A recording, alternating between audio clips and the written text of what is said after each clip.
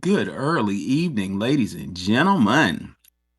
Hello, X family. How you doing? Foundational Black Americans. You're beautiful. You're lovely. You're everything to me, and I'm happy to see you. Well, first off, I want to kind of debunk something that I think is so amusing. It's so entertaining. Some of these Africans that say they have so much love for us, one of them, I'm not even gonna say her stinking ass name, is posting some shit with me and my wife, claiming that my wife is Ghanaian. Well, that's not true. And I got my attorney friends looking for her goddamn address. The moment I find her address, you're getting served, baby. I'm filing the suit myself. That's called defamation of character. To my pro se understanding, you dumb fucker. And I'm doing it just for fun. You got to be careful what you mess with. You know who you mess with, because some people like this fight. I like fighting. I love it. Anyway, we got a really good space, and notice we starting early. Some personalities like mine, when you fuck with me, it gets me turned on. I'm starting early. I'm like Muhammad Ali. I get motivated. I love it. Yep, that's that Black Americanism. They think I'm pretty and I'm weak, but baby, I'm a red-nosed pit bull. I don't bark. I take action. And some of them pit bulls are pretty. Well, anyway, let's talk that shit. So the topic for today is the 14th Amendment delineated FBAs. Is that what happened? And last but not least, is your citizenship on life support? Did it? Did it? Did it? Did Get out of my country. Anyway, uh, so first and foremost, the 14th Amendment issue. Um, for those of you who are been slept on a rock, about a week ago, Donald Trump, who is growing on me. First and foremost, I gotta say this. I gotta say this. I'm a '80s baby. And I remember me and my FBA daddy, who served in the United States Navy honorably, naval intelligence baby, would sit in the '80s and watch Donald Trump on TV. Donald Trump was cool, and Donald Trump showed a lot of love to black people, including but not limited to Michael Jackson, um, and not Evander Holyfield, George Foreman, right? So, I'm not surprised that Donald did that for us earlier this week, last week. Well, what did Donald do? To my pro say, first and foremost, is not this is historical information for educational purposes only. Lastly, if you're recording the space unauthorized, you didn't only specific people have permission to record the space. Therefore, if you're recording the space, please cease and desist doing so. You'll get served a letter. All right. Anyway, back to the issue at hand. Uh, Donald Trump, the executive branch, like I tell my students, is part of the system of checks and balances. So, and under the system of checks and balances, in theory, every branch of government is equal. That's in theory. Let's leave it there.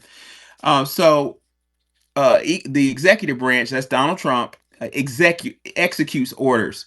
So Donald Trump executes orders. So some time ago, several days ago, Donald Trump, president, executed an order. He moved to ban birthright citizenship. Now, I don't have the 14th Amendment in front of me, so I'm going to paraphrase it. The 14th Amendment, um, on its face, or what they call in law school, prima facie, at first glance, it seems to grant citizenship to people who are born on American soil.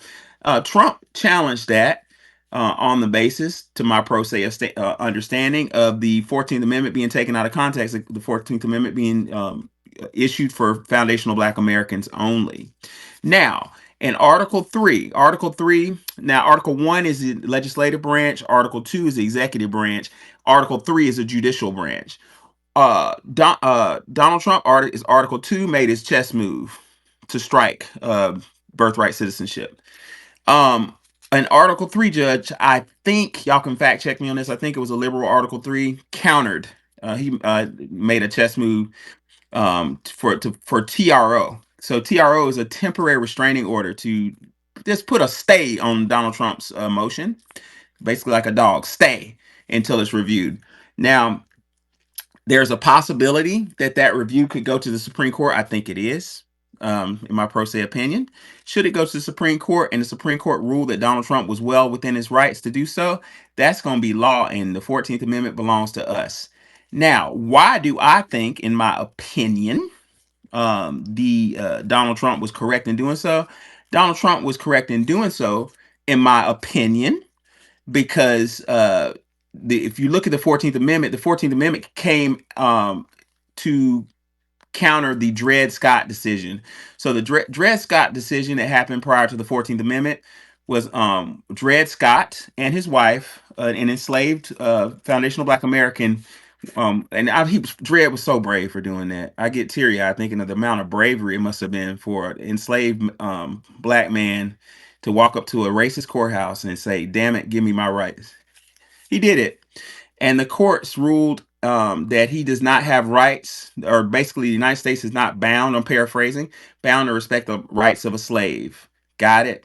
So years later, the 14th Amendment came out to counter the Dred Scott decision, because the Dred Scott decision was set precedent in the United States of America that uh, my ancestors did not have rights in this country.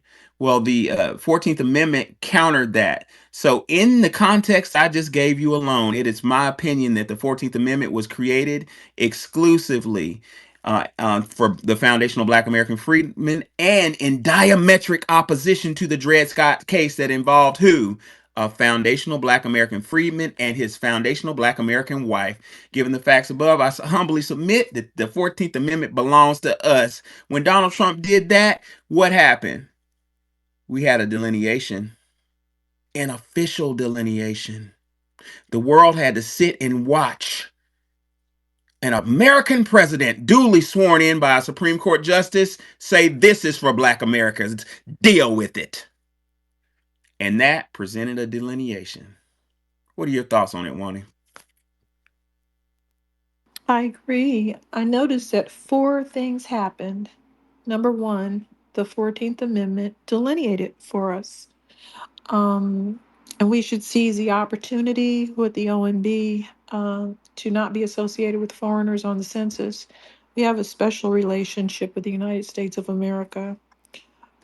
That's number one.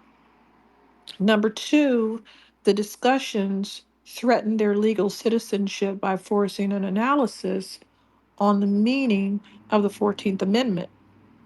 So now their citizenships are up in the air. They may get an abbreviated citizenship, they may get some other type, something lower, or they might get, you know, they might lose it based on how this falls. We don't know how this is going to fall, but we know that we're not going to get deported because that's impossible.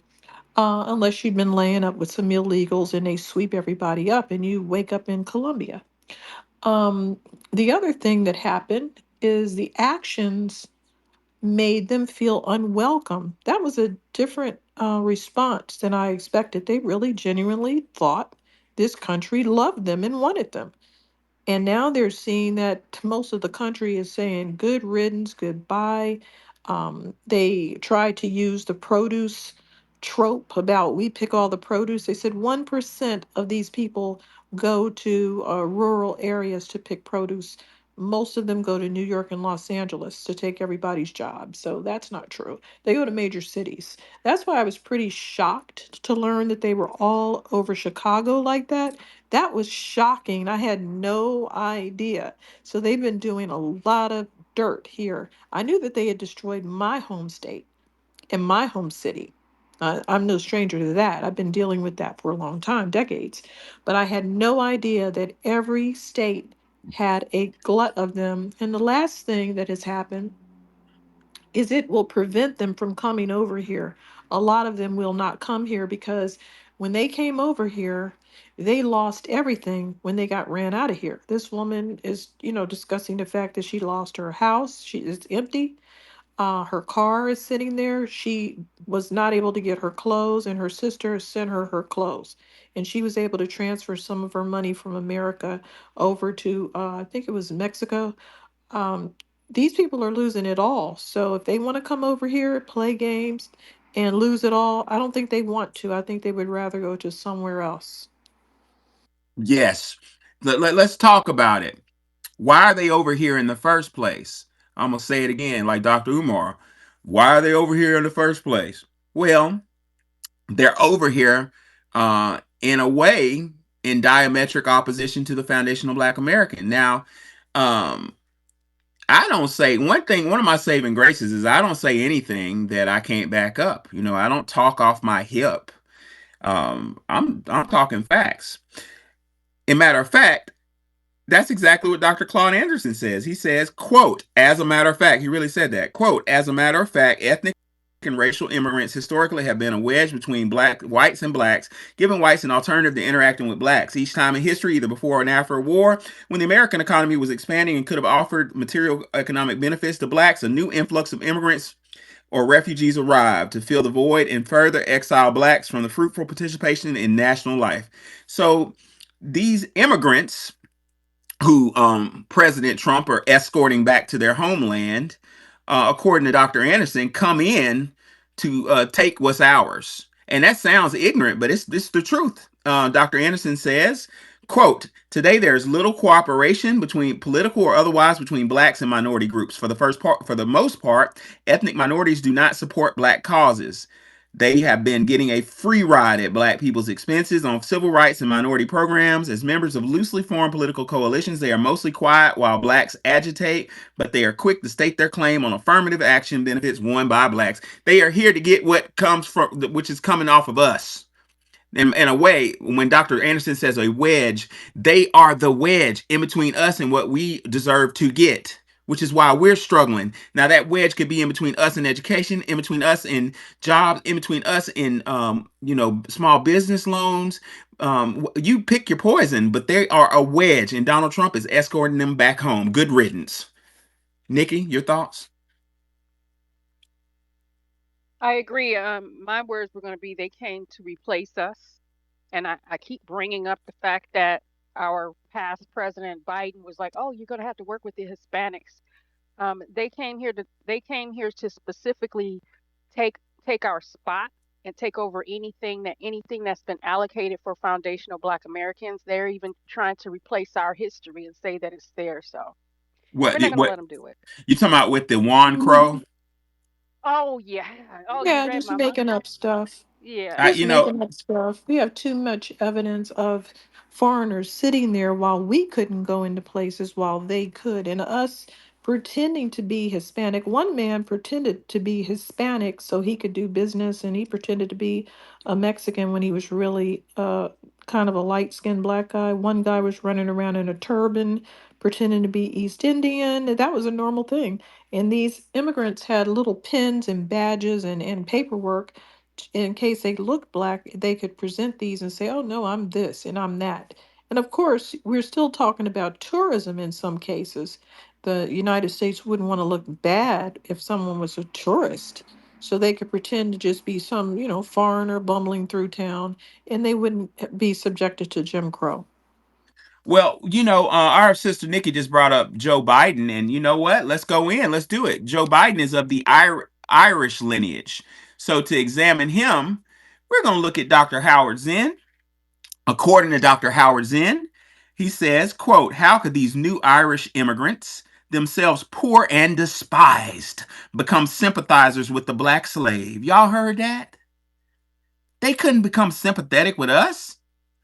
Dr. Zen further says, who was becoming more and more the center of attention. Wow. Dr. Howard Zen, PhD, said that basically is saying that every time the black man and woman become the center of attention, which we tend to do, um, the Irish would get angry. That I'm paraphrasing him. Dr. Zen says the subject of agitation in the country. Dr. Zen finally says, indeed, most working class activists at this time ignored the plight of blacks. Eli Moore, a New York trade union leader elected to Congress, argued in the House of Representatives against receiving abolitionist petitions. And Dr. Zen closes with this. Racist hostility became an easy substitute for class frustration. So the Irish, frustrated at their own issues, their own inadequacies, no disrespect intended, this is just history, it's factual, um, would focus on the Black American freedmen and become, again, like Dr. Claude Anderson said, a wedge in between blacks and what they're supposed to get. So, given that submission by Dr. Howard Zinn and the submission by Dr. Claude Anderson, I wonder if Joe Biden was using immigrants to wedge in between us because of vitriol. It's just a wonder. I'm asking a question. I'm not making a statement. What are your thoughts, Wani? Yes. Um, One of the difference reasons that we end up focusing so much on immigrants of African lineage is because they directly affect us and they don't seem to care and they mock us. We never were able to join in with these people. They just come in, get the scholarships, get in the colleges, have an African takeover day, talk about getting rid of Black History Month, and on and on and on, fighting for themselves to have history months when they don't have any history here, and all kinds of nonsensical things. We can go over why it's different. Because some people might say, well, if new white people coming over are classified as white, what is the difference for these new people to come over and classify themselves as black? It's a huge difference. Let me tell you why. Why? So, immigrants of European descent retain their sub identities, right?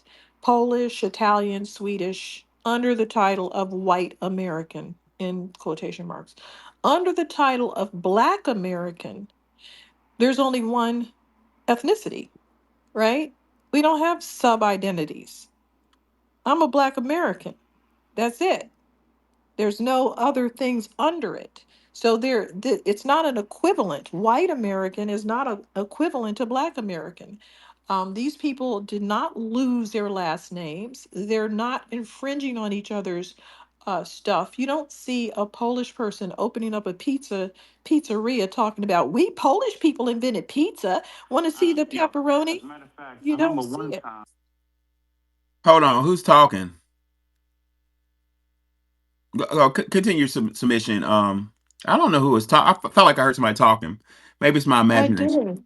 Yeah, I don't. No, it's not your imagination. I don't know what that was. Um, anyway, these immigrants from European countries, I thought I blocked this guy. I did block him. He's on another account.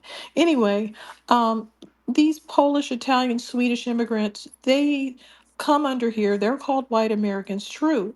But white American describes a collection of immigrants from individual European countries, not one blended ethnicity.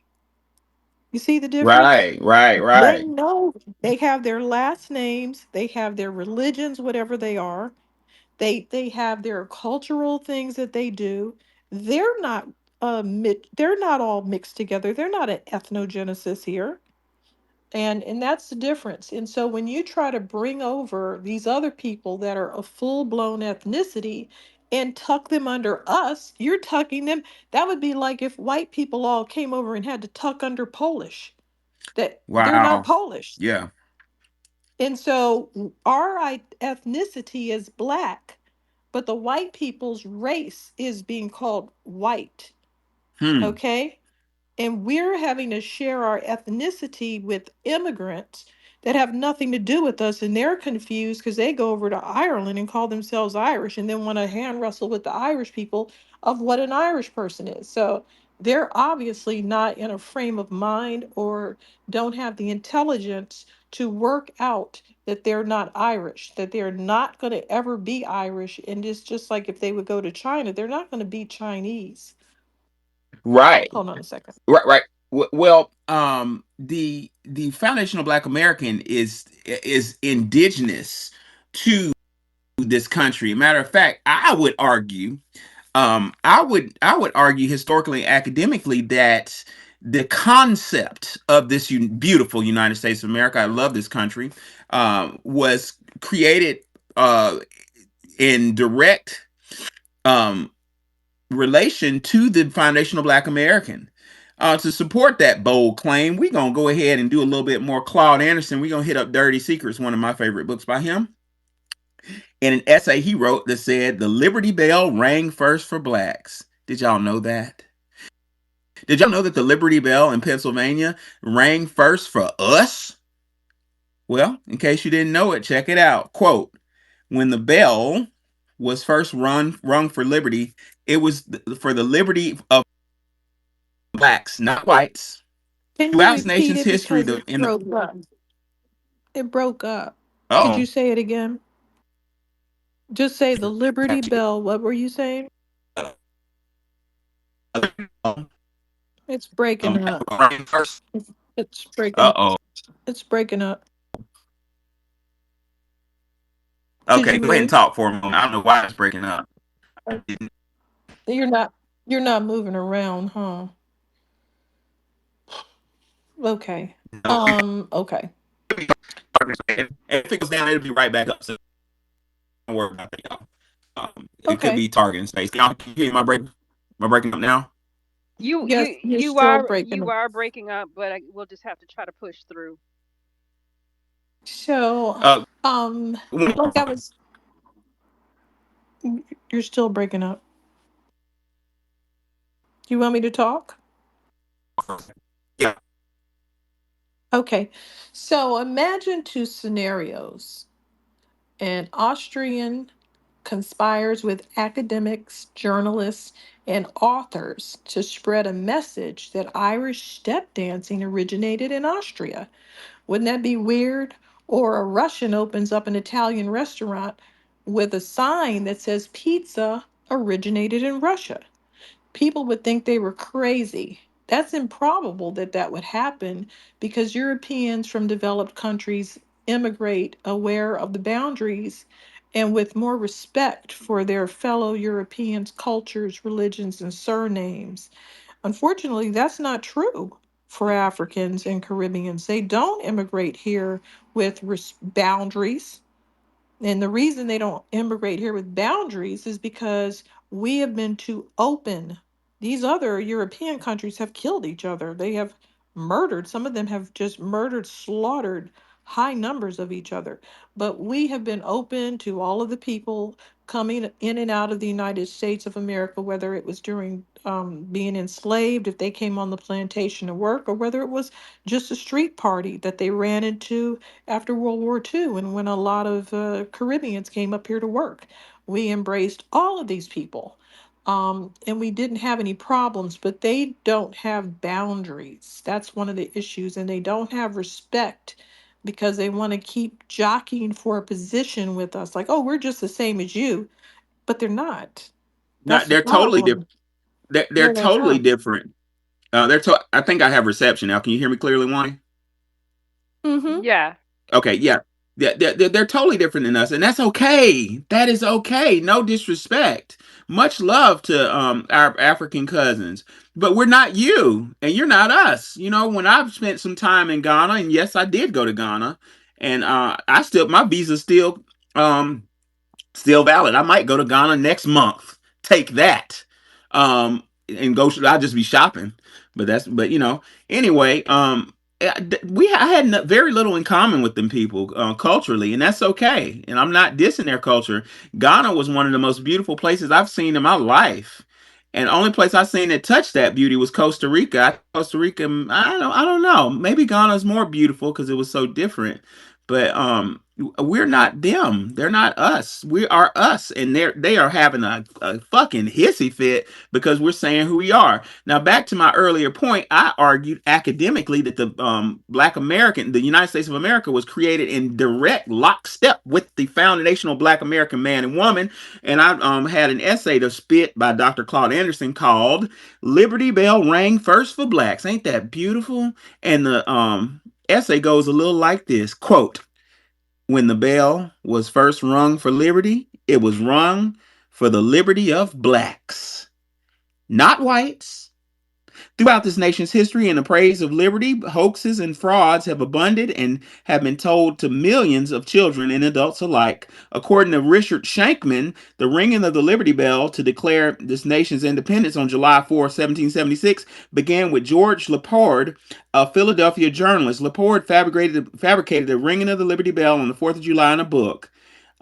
Basically, a long story short, the Liberty Bell was first rung for black men. And lastly, in a pamphlet, the bell symbolized the freedom of black slaves.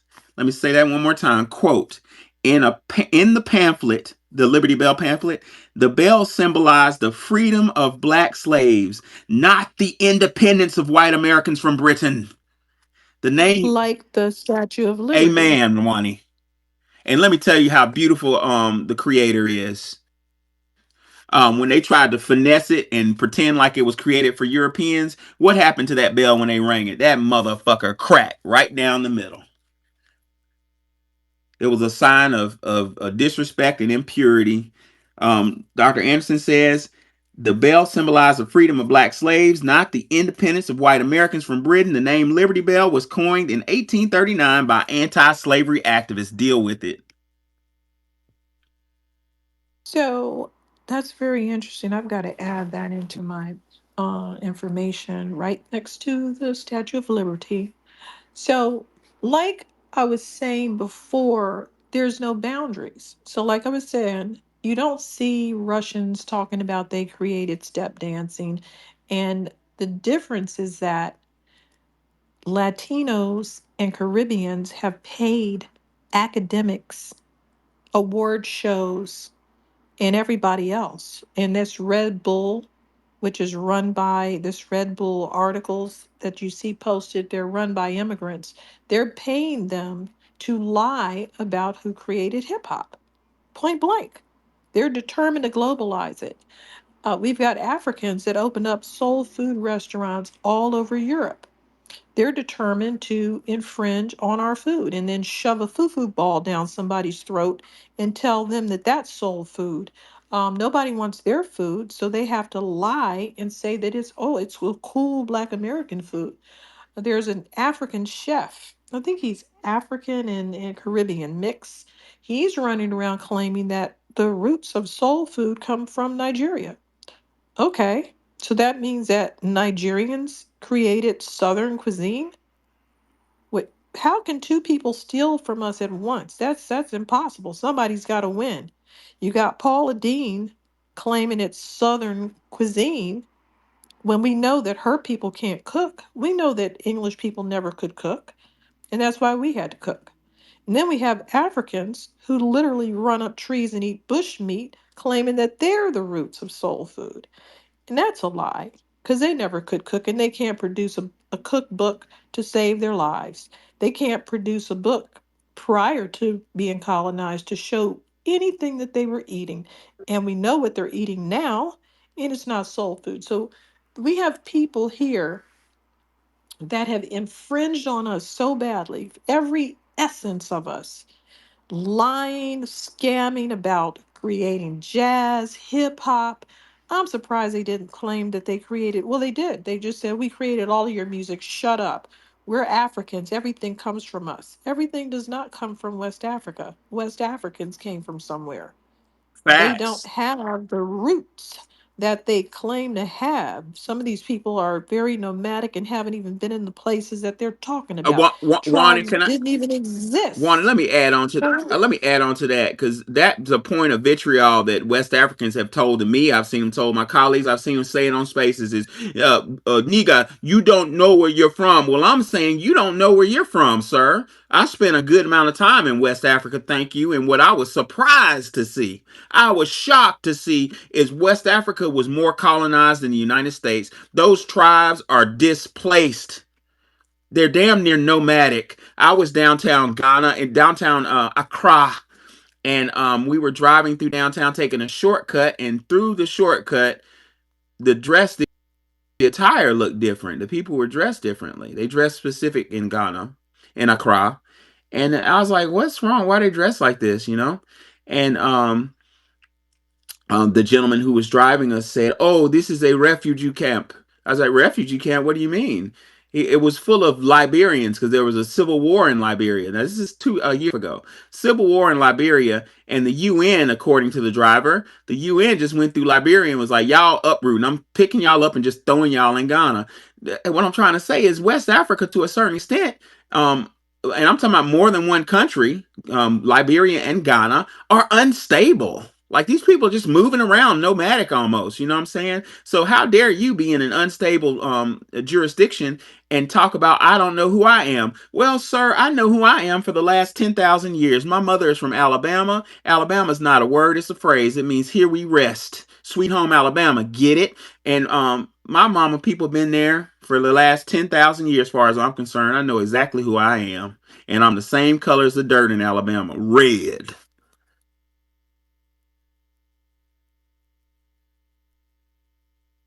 Why? Because I'm from the soil. You understand? Look up Alabama red dirt and see on it look just like me. That's interesting.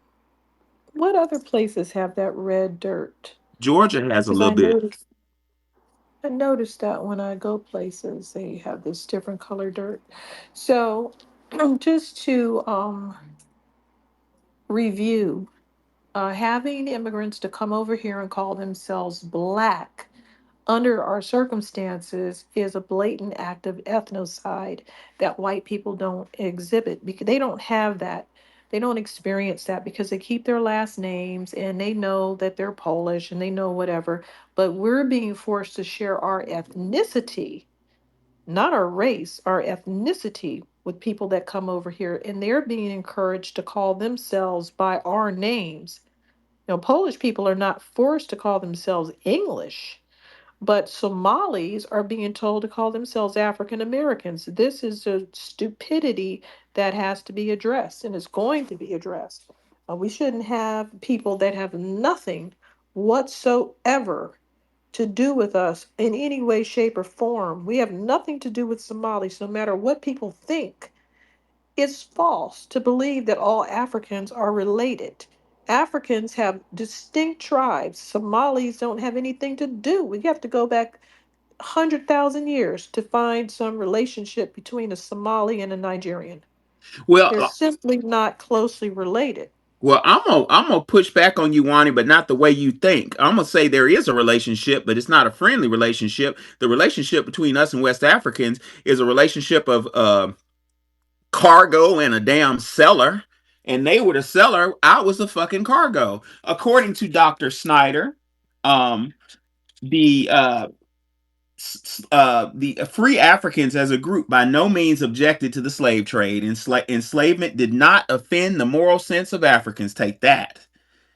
What Dr. Snyder just said is West Africans didn't have no problem with the slave trade. They was cool with it, right? Dr. Snyder further says, as far as the record shows, though nobody wanted to be enslaved, only a few Africans protested against the slave trade.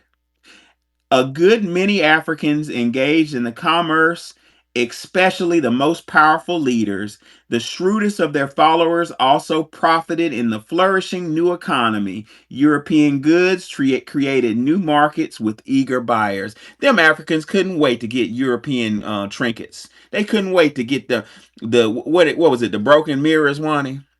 They had umbrellas, broken mirrors, a bottle, jug of wine, maybe a gun if you were a savvy trader. Wow. And D- yeah, Dr. Snyder said these goods that Wani just brought up dazzled. She uses the word dazzled. I like that. I can imagine one of them being dazzled by a broken mirror. Can't you see that in your head? yeah, they think it's magic.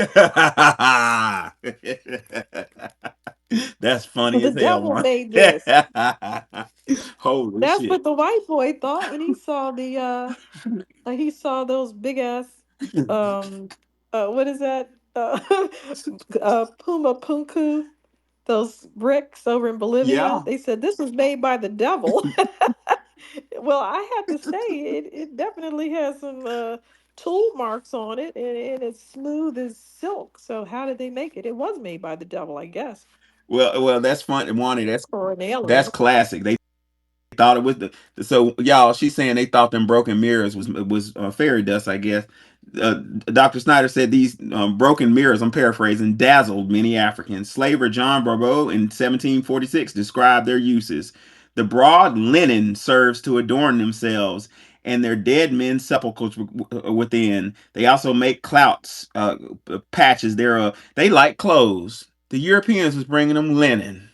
They Hmm. trading people for linen. What type of imbeciles are we dealing with? Dr. Snyder finally says the slave trade.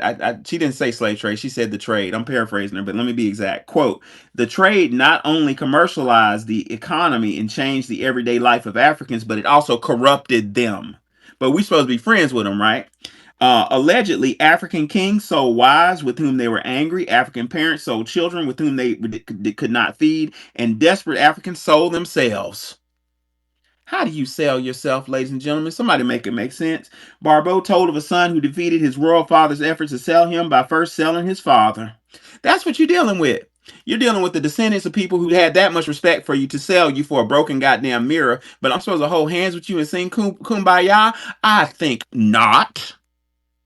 Now, like I was saying before, Europeans that immigrate here are from developed countries, and they immigrate in an orderly manner, except for some overstays, with the boundaries and the respect for their European counterparts. You know, they have their surnames, their religions, and they don't have all these identity issues. If they came in here as a Polish person, they're going to leave a Polish person.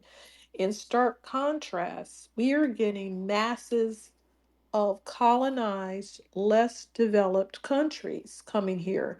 And they head right over to Black American enclaves, unaware of our history, with no boundaries or respect. And they did try to have the steel pan drums, the drum circles, the mariachis, and the samba dances, but they didn't leave a cultural footprint in America or globally with those. And so they're basically disoriented and out of sync.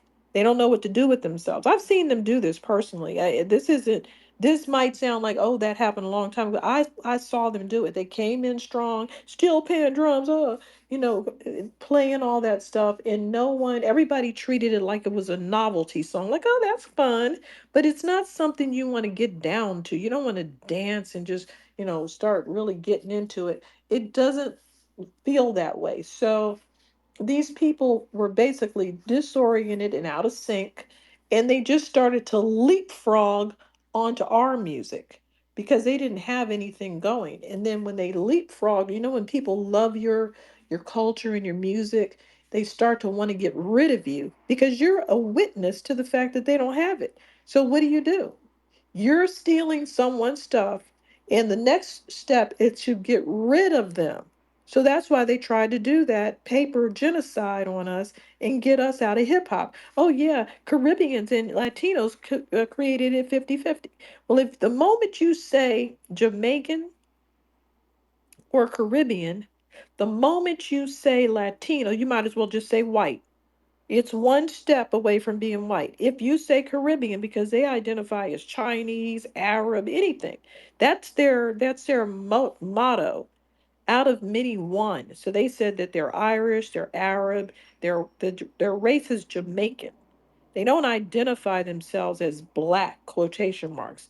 Their race is Jamaican. So the moment that you put something in their hands, they're going to be given the N-word card to Japanese people that they hang out with and look at anime with. They're going to be claiming that some white boy created hip hop, and that's going to be the end of it. So they can't have anything to do with our culture because they are horrifically confused about, they don't even know what black is. They don't even know what it is. Um, anyway, um, they jump onto our music, our dances, and our aesthetics. And history shows that European descendants inflicted waves of ethnocide and genocide on us, and they're presently doing it through immigration. And that's why we're happy that immigration is being pushed back upon. Yeah, well, and it sounds like Wani and I are being harsh. Wani, Nikki, and I are being harsh, but actually, we're just spitting facts. What are we doing?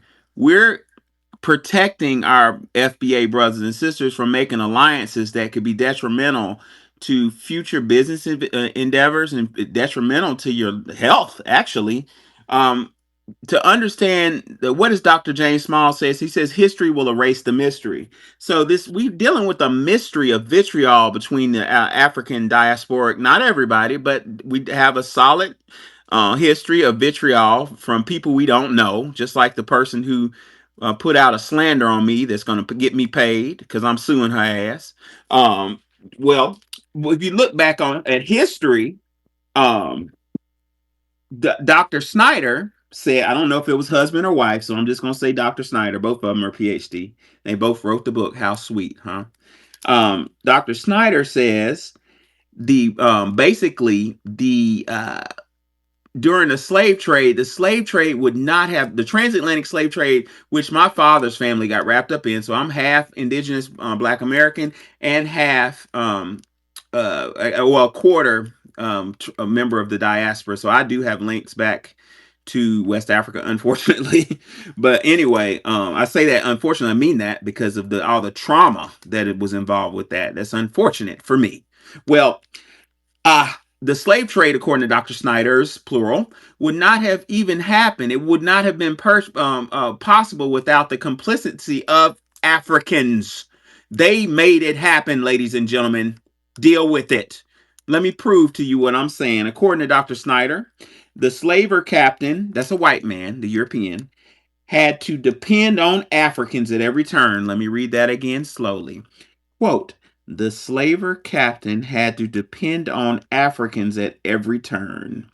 When he arrived with his trading goods, he did not dare leave them unguarded on the beach.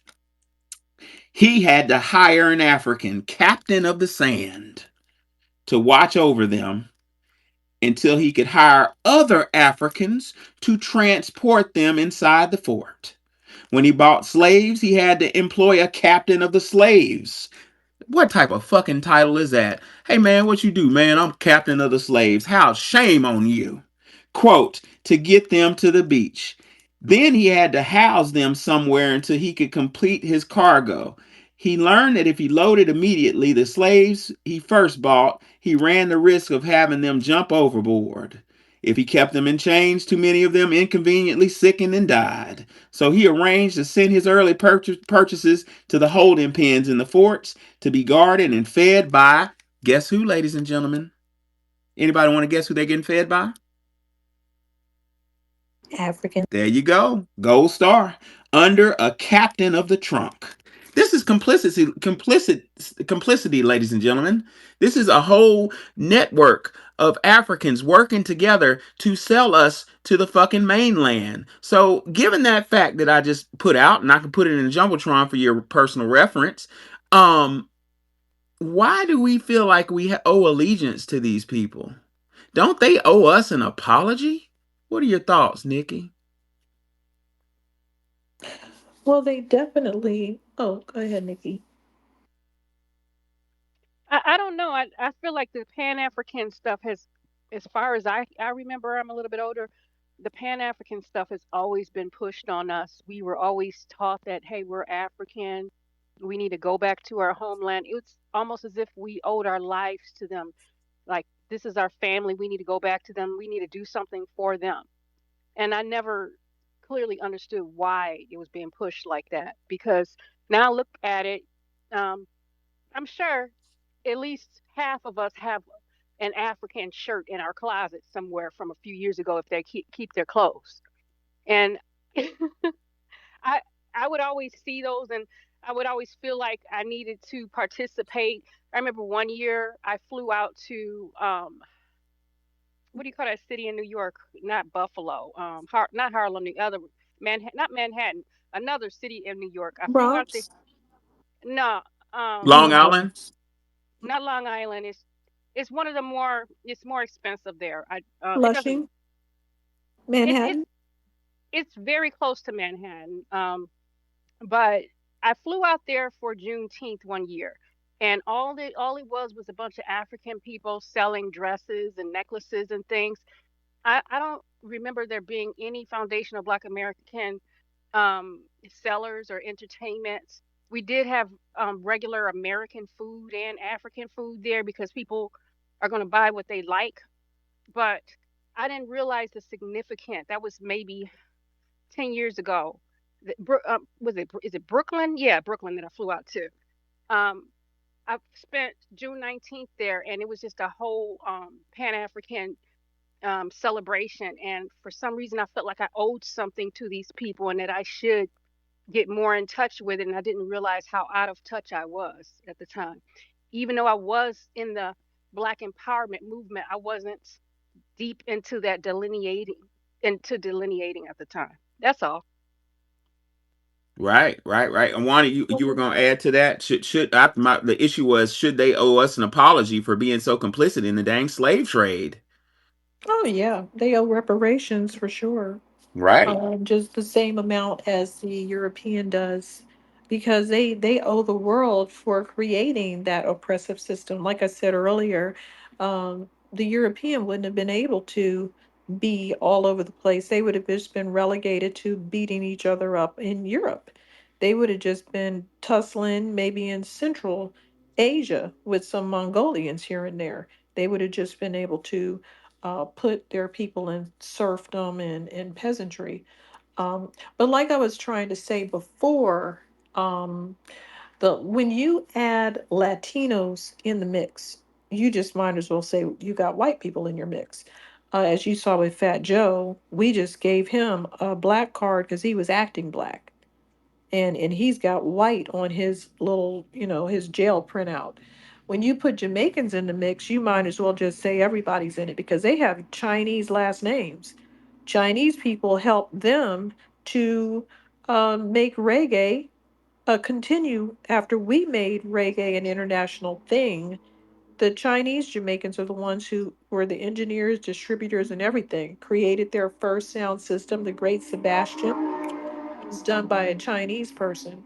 So you got Chinese people in the mix. That is why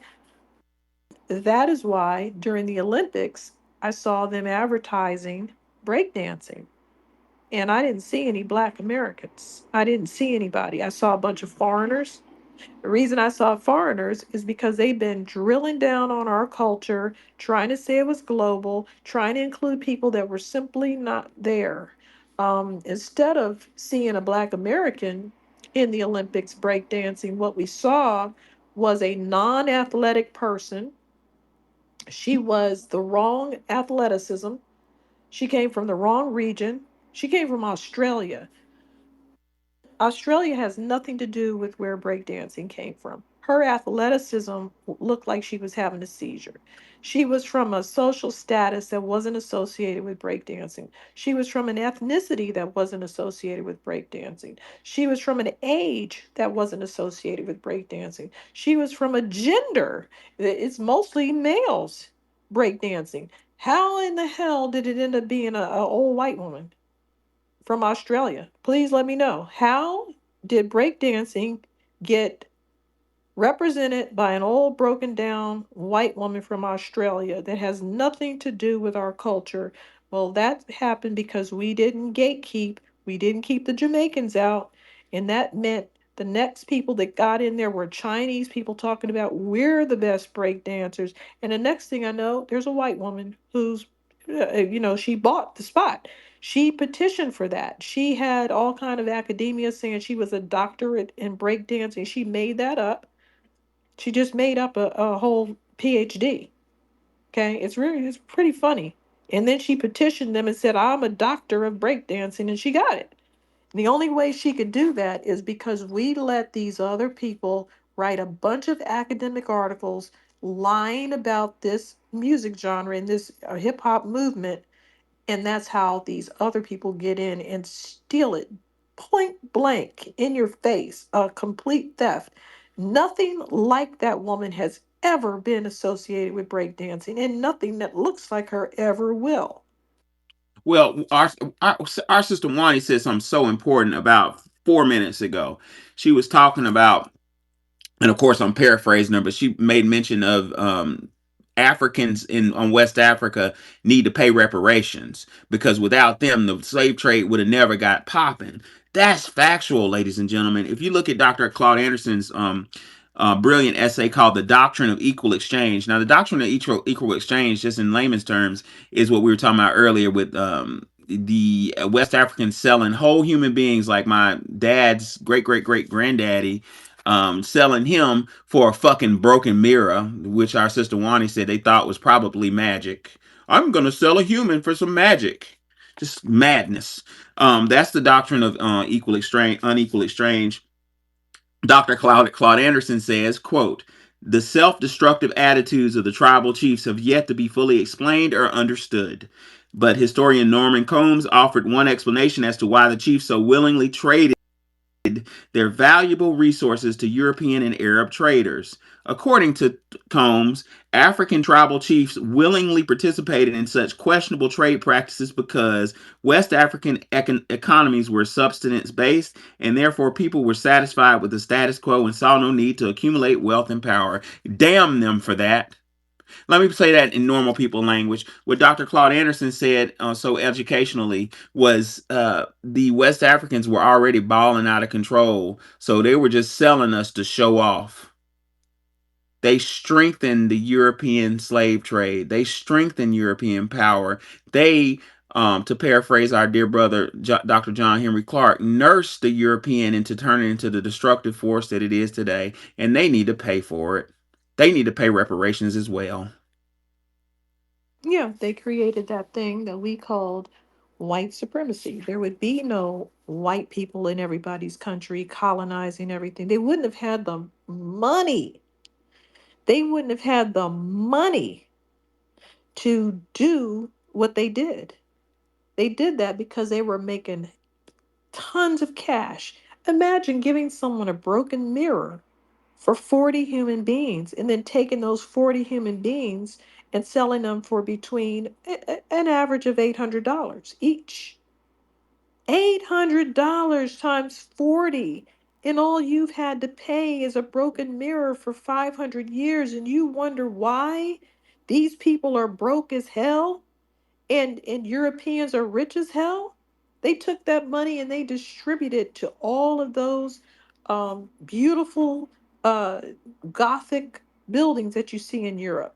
Where do you think they got that money from? There you go. And here goes. They got that money from making hand over fist, selling human beings and not buying them at any cost. It was free for them.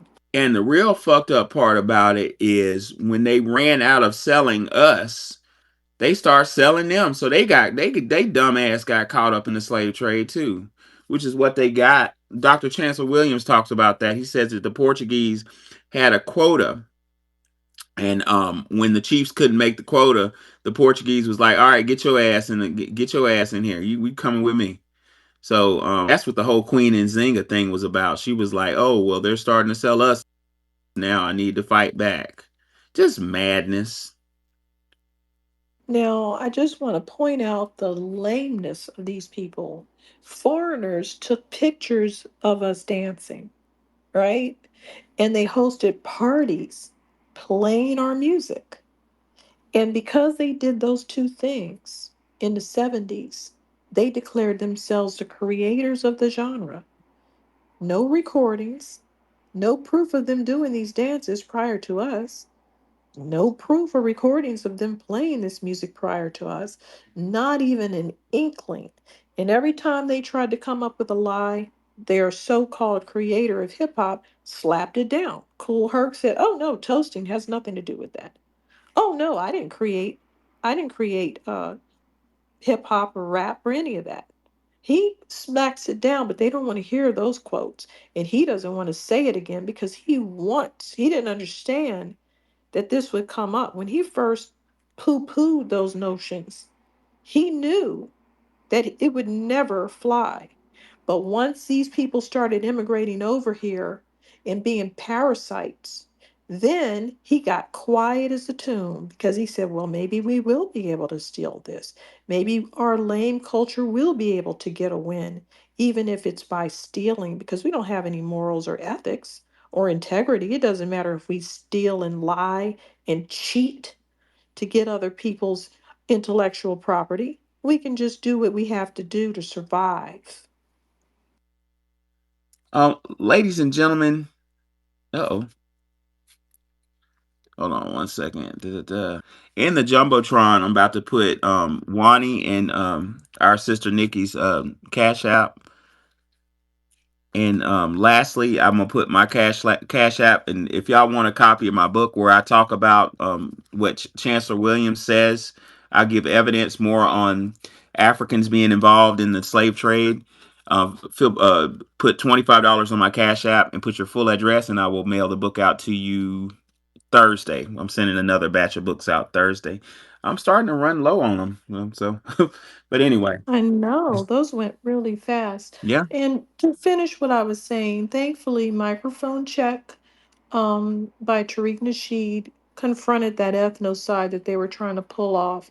And again, they do that because they're coming over here being tucked under our ethnicity.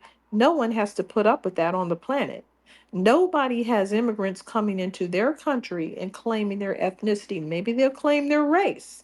Sure, a Cambodian person will go to China and say, I'm Asian, but they won't go to China and say, I'm Chinese, because they're not. it, Okay. it's it's common sense. I don't understand where the this amount of disrespect comes from. You just don't see it. One of my good friends in high school was Peruvian, and I would hang out with him. We would go to restaurants, talk to girls, and all kind of stuff. You know what I'm saying? Go to clubs and stuff. We would go to. He would take me to the Latin American clubs. You know what I'm saying? And he wouldn't dare. And he wasn't no kind of weak dude, he would fight and stuff, but he wouldn't dare try to slip into Puerto Rican culture or Mexican culture. It was a distinct line, even though they kind of favored each other in a way. It was hard to, I could tell the difference, but it was kind of hard for the layman to say, oh, okay, they're different ethnic groups. I could see it barely. They had respect for each other's ethnic group. He was Peruvian.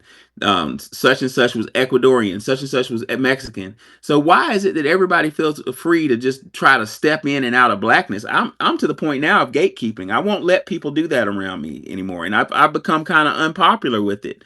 I won't let people step in and out of blackness because, as far as I'm concerned, blackness belongs to me. Absolutely. And the 14th Amendment is about us and not about anybody foreign. Thank you very much. So, second part of our space says, "Is your citizenship on life support?" Hmm. Whose citizenship on life? What's going to happen with these? What do you think is what's happening? Educate me. I've been I've been lost in books and in lectures. What's going on? Is ICE going around rounding people up? I've been hearing little echoes here and there. Well, number one, yeah, they're being rounded up. And this discussion of the 14th Amendment has got a lot of people shook because they don't know where this is going to fall. It could fall in a way where they can easily be denaturalized. Maybe if they commit a crime, they can be denaturalized and deported. This is going to create a whole lot of new rules that we're not, that, the United States has been very sloppy, horribly sloppy. We have plenty of laws, but they don't want to enforce them.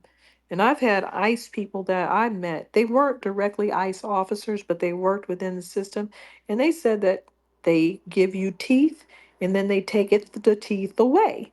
So one minute you can enforce it. You can say, hey, this person did this and they need to be deported. And then at other times you can't. They won't take any reports.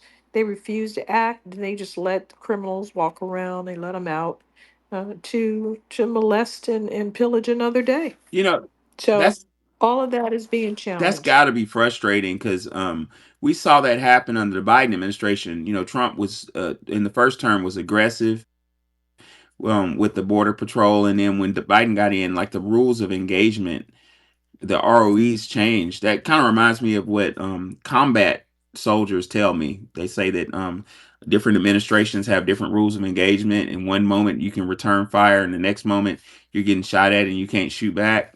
That's got to do something to your mind. Yeah, so with the immigrants, we're being hit with everything. If you get into trouble, we're not going to help. You never did help. And any help you got was like, I think Tariq was talking about this last night where they came out to march. Let me tell you what I saw. I saw us talking about George Floyd, and then the Afro Latinos put up a big screen outside during the George Floyd protest. And they started showing all of the Afro Latinos and Latinos that had been killed by the police. They were killed by Latino police, not black cops, not white cops. Latino officers were killing them in these altercations. They didn't say why, whether it was, lawful or not, or something, an outrage. They didn't say. They just said, look at this person, look at this person, look at, had like a montage of different people. They wanted to talk about their stuff while we were talking about George Floyd. So they're just leeches. They weren't out there marching with us. They're out there talking about their issues. Wow, that's interesting. I was while you were saying that, I was looking over Dr. Howard Zinn talking about the 1880s when the Irish came and the Italians came. Um, what I was looking at what he said about the jobs they took, and Dr. Howard Zinn said that they were he says, quote, women immigrants became servants and prostitutes.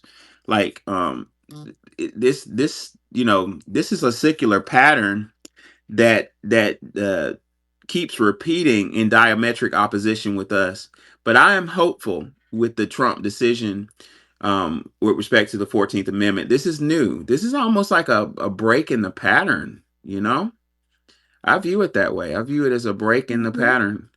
What I'm saying, guys, if I'm getting nebulous, is in the 1600s, Captain James Oglethorpe sent a wave of immigrants in diametric opposition to blacks and Native Americans, which some scholars argue were the same, two and the same, but I'm gonna leave that alone. And in the 1800s, like I just read, another wave of immigrants were sent in diametric opposition. It's all about us. You know what I'm saying? How am I Mhm. qualifying? I can prove it. So in the 1600s, we were doing strikes before Bacon's Rebellion. We were doing strikes on the. We were joining up with the Native Americans and doing strikes on the 13 colonies. We were hitting them hard, and Benjamin Franklin and associates wrote home to Mama, "Please help us. These Negroes are killing us." And that was the first wave. So what the Europeans identified is immigration can be used again, like Dr. Claude Anderson said, as a wedge between them suffering pain and us gaining ground.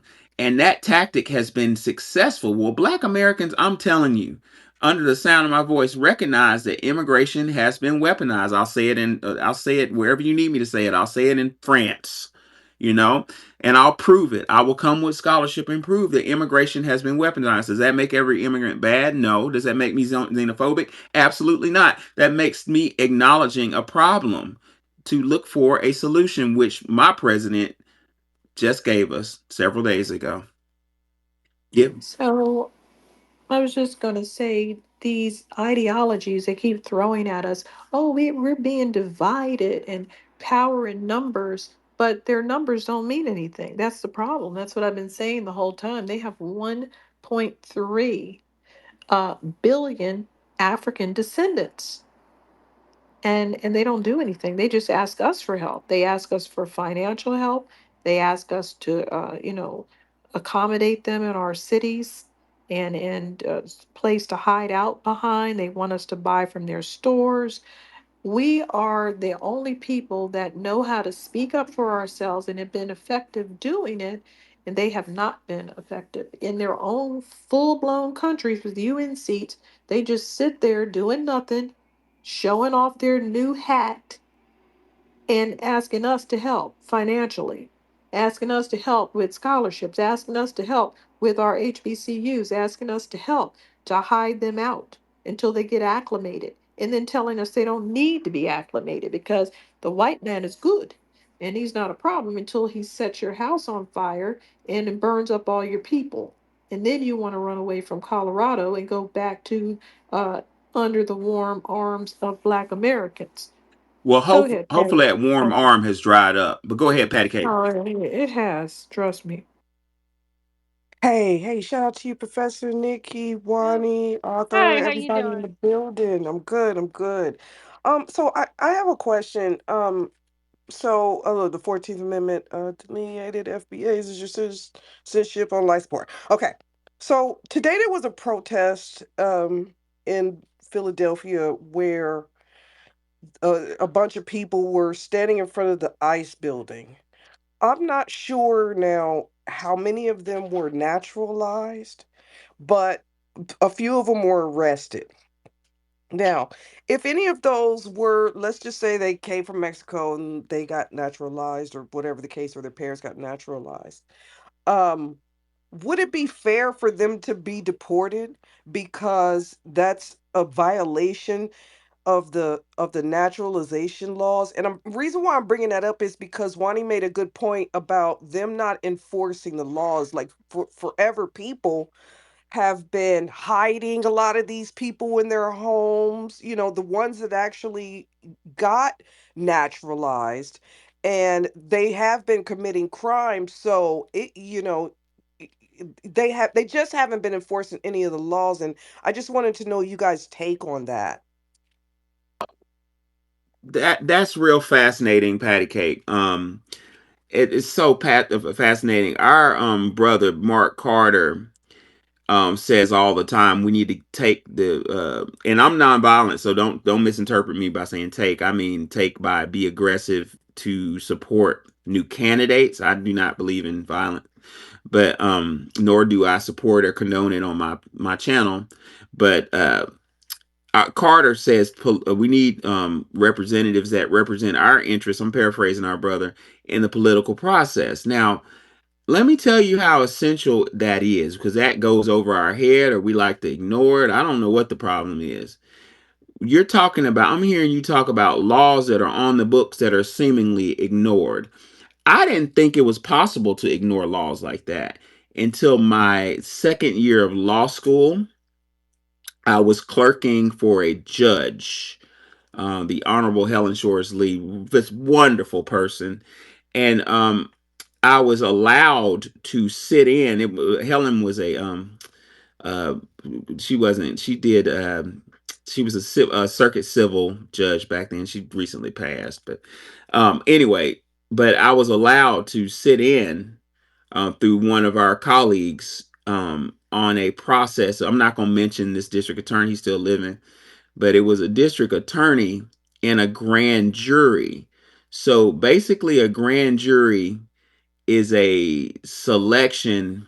Okay, so a crime is committed. Somebody calls the police. Step one, somebody reports a crime. Right? Police come out and they do an arrest. Now, the next step is after the arraignment. Is it as to my pro se understanding, what I was taught is a grand jury. So that's what the process I got to see. So a grand jury it was not as glamorous as it sounded. It was just in a room of just a room of people. A grand jury decides if they're going to persecute. They in the state I was in, they called it bill which means go after this person, or no bill, which means let it go. What blew my mind, Patty K, because you had a whole room full of people, and the district attorney, his assistant, would pull up a a PowerPoint and say, this is John Johnson. I'm making up names. John Johnson is has been charged with first degree battery, breaking his wife's nose, blah blah blah blah. What do y'all intend to do? Y'all be in the grand jury. And the grand jury would say, okay, bill, which means get them, right? The grand jury would tell the district attorney, we want you to get them by saying bill, or voting to bill, or voting to no bill. I saw a lot of racialized no billing. You know what I'm saying? I saw people with a certain skin color get no bill, and I saw a young man, a black man, who was accused of a very violent crime get billed.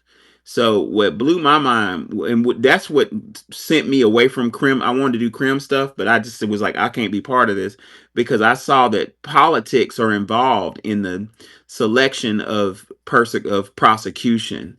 So to answer your question, it all depends on who's in office, with respect to what crimes are being prosecuted, and what, real talk, what skin color is being billed, and what skin color is being no billed. Let me answer this way. Um, Naturalized Americans usually cannot be denaturalized and deported just because they committed a felony. But they can be denaturalized and deported if it's found that they lied on their application. This could fall under the I'm white and they do something. And if they concealed criminal activity, which they all do, or being involved in acts against U.S. interests, which a lot of them do. Um, and so, yeah, these people that are doing these acts, usually they already have a criminal, most of these people do have criminal activity, or they do have something where they married someone to get a citizenship. So I think that if they want to deport these people that are citizens, they can very easily. They're not supposed to do it so easily on a felony. Like if they have a DUI or something like that, they really can't normally do it. But if they start investigating them and looking into their background, they usually can find something to get rid of them. So I think a lot of people that are citizens will be going home because most of them got these bogus applications. Married a citizen for money, um, paid them money to become citizens. So a lot of people are going home that are citizens too. Yeah, and the part where they were preventing ICE from leaving to go do their job. I'm sitting here thinking to myself, isn't that a part of preventing the Federal government? crime. Yeah, it's a federal Right, crime. right. Okay, okay. I was trying to understand, but thank y'all for the clarification. I Let me appreciate it. go look up what's happening in Philly. I didn't see that one. Hold on, let me see. I'm gonna see if I can find it and Hey, put it up.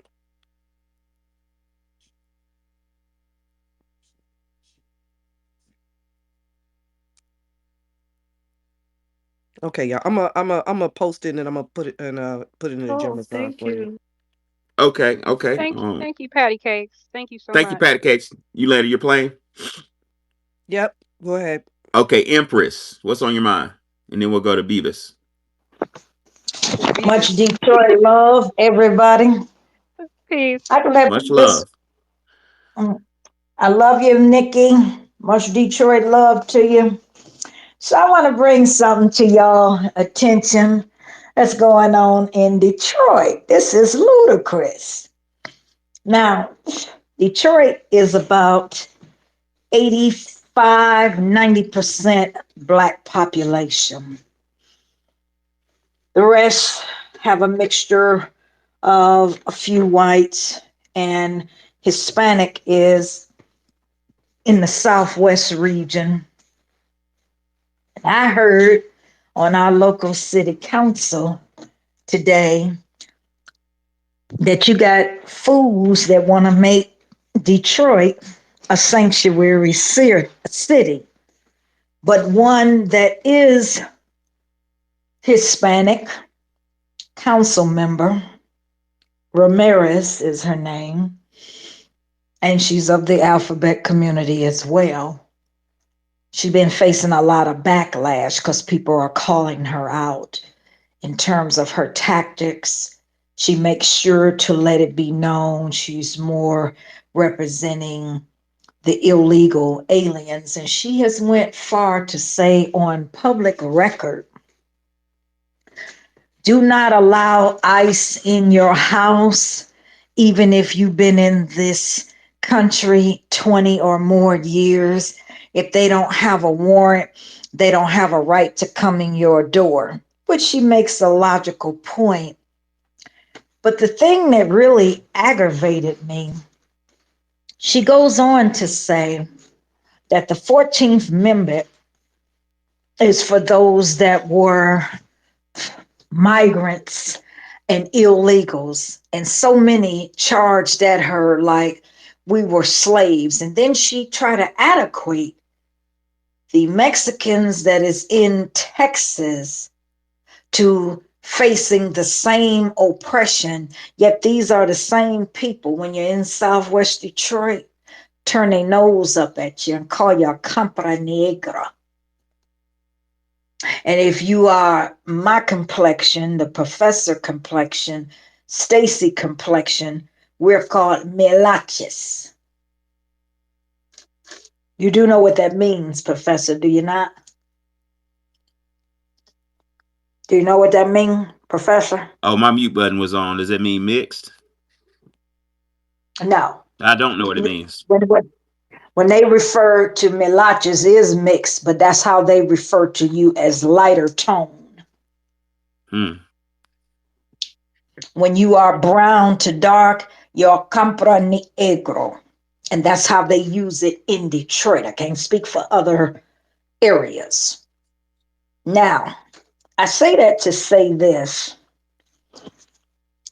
It's all of a sudden the hostility when Trump made the speech about the 14th Amendment, they still want to use that immigrants were brought here even as slaves. And it's like, no, no, not to be kidnapped from your land, made to work the fields. So then she changes it up and say, well, many migrated from the south to the north. And she just really didn't have any basis of her nonsense because I could hear in her voice a sense of fear and anger towards the black community that's calling it out that you're not in the league with us because you never had your You're in the Matrix. Or children. Wanda, does she sound like she's in the Matrix to you? Or is that just me? Yeah, she's breaking up. Empress, Can you hear me you're in the better now? Matrix. You keep breaking up. Go ahead and drop down. Can, can, you, Drop down. I'll bring can you you hear me back up. now? It won't help. It's It breaking. just has to clear up or not move around or Yeah, something. Going I down was doesn't moving. help that. I was moving. Can you hear me better now? I hear you better now. Okay. I'm sorry Okay, about that. I was that's getting all some good. tea for myself. I apologize to everybody. So the moral of No, the it's all good. story, the moral of the story, this is the last day of the dragon. Tomorrow starts the year of the snake. These are two back to back reptile years, bringing a lot of rash, violence, cold, and you're going to see it. You're going to see many people that's going to fall in respiratory disorders because snake takes your breath. Okay? They're going to be coming to you in other platforms demanding for FBAs to be supportive, even using Black influencers to put out notions with the DEI that you should still support their black owned business in Targets and in Walmarts. If you're going to boycott something, everybody gets it. Am I right or wrong? But this You're is right. the function. This is the function. If you're going to do a nationwide boycott and everybody is with it, are you noticing that there are traps of using black influences to say, well, if you don't want to buy everything, just buy black products only? No. When you boycott something, you everybody gets it across the board. But in that year of the snake, due to be coming in the next 4 hours, you're gonna see all kinds of famous people used for their image. And then when their image can no longer be used, they're going to be tossed away and put in handcuffs and have their riches taken from them.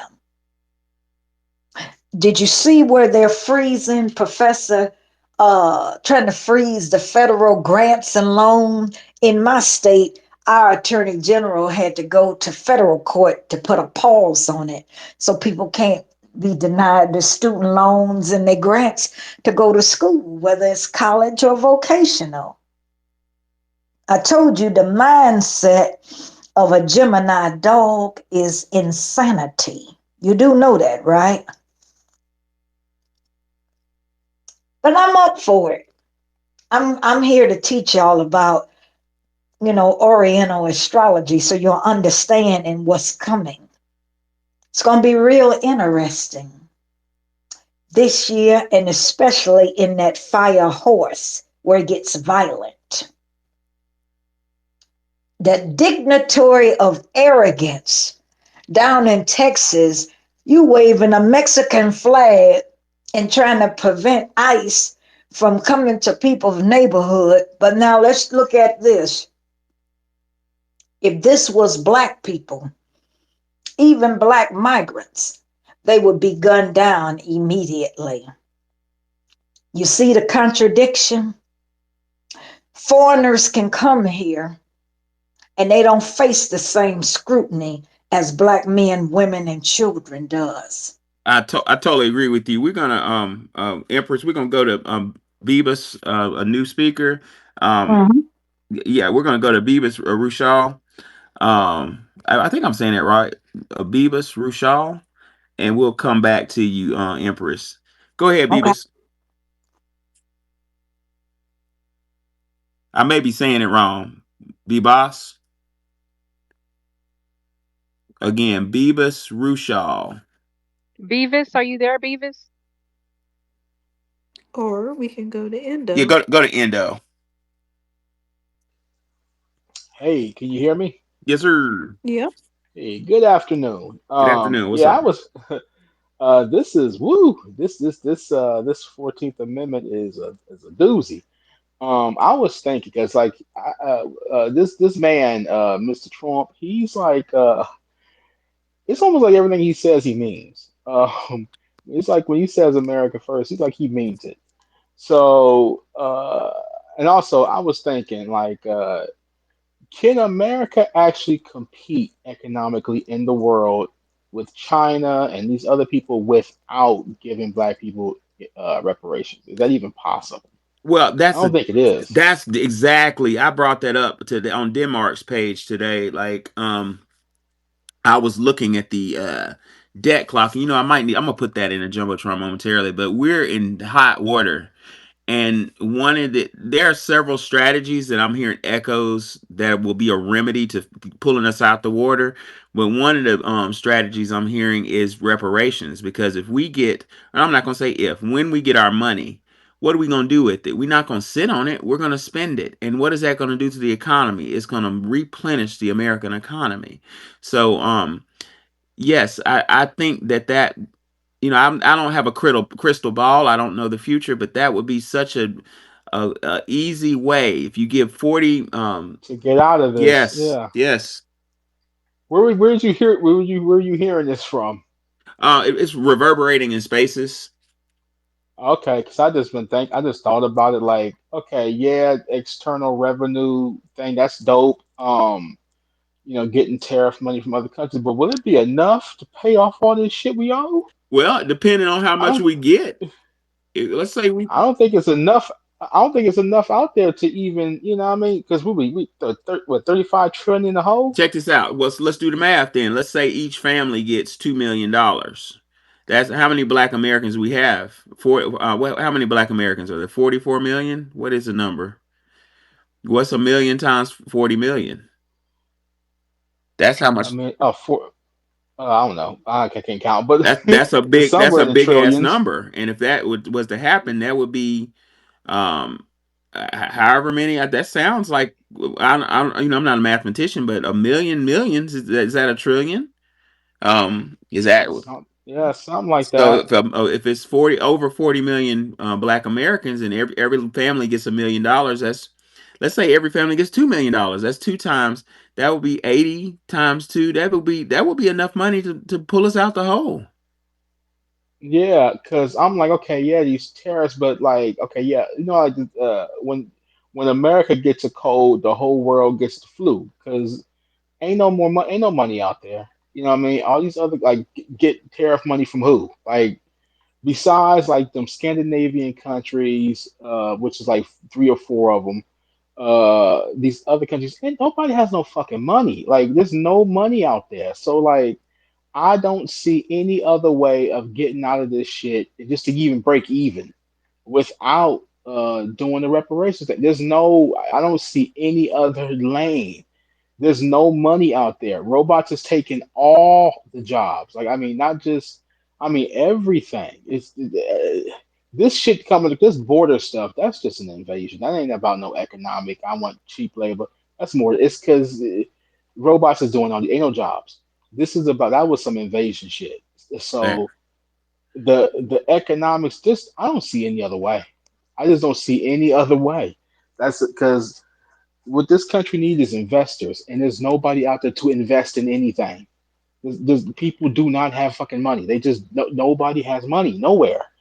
There's no money out there, so I don't see another way. If he means what he says, like, look, expect to, you know what I'm saying? Expect to whatever. If I advise people to like, if you got a little paper, little extra money, buy stock in Home Depot and Lowe's and stuff, because if we get what we need to get, we're heading right to the damn hardware store to buy lumber and everything else to build our houses.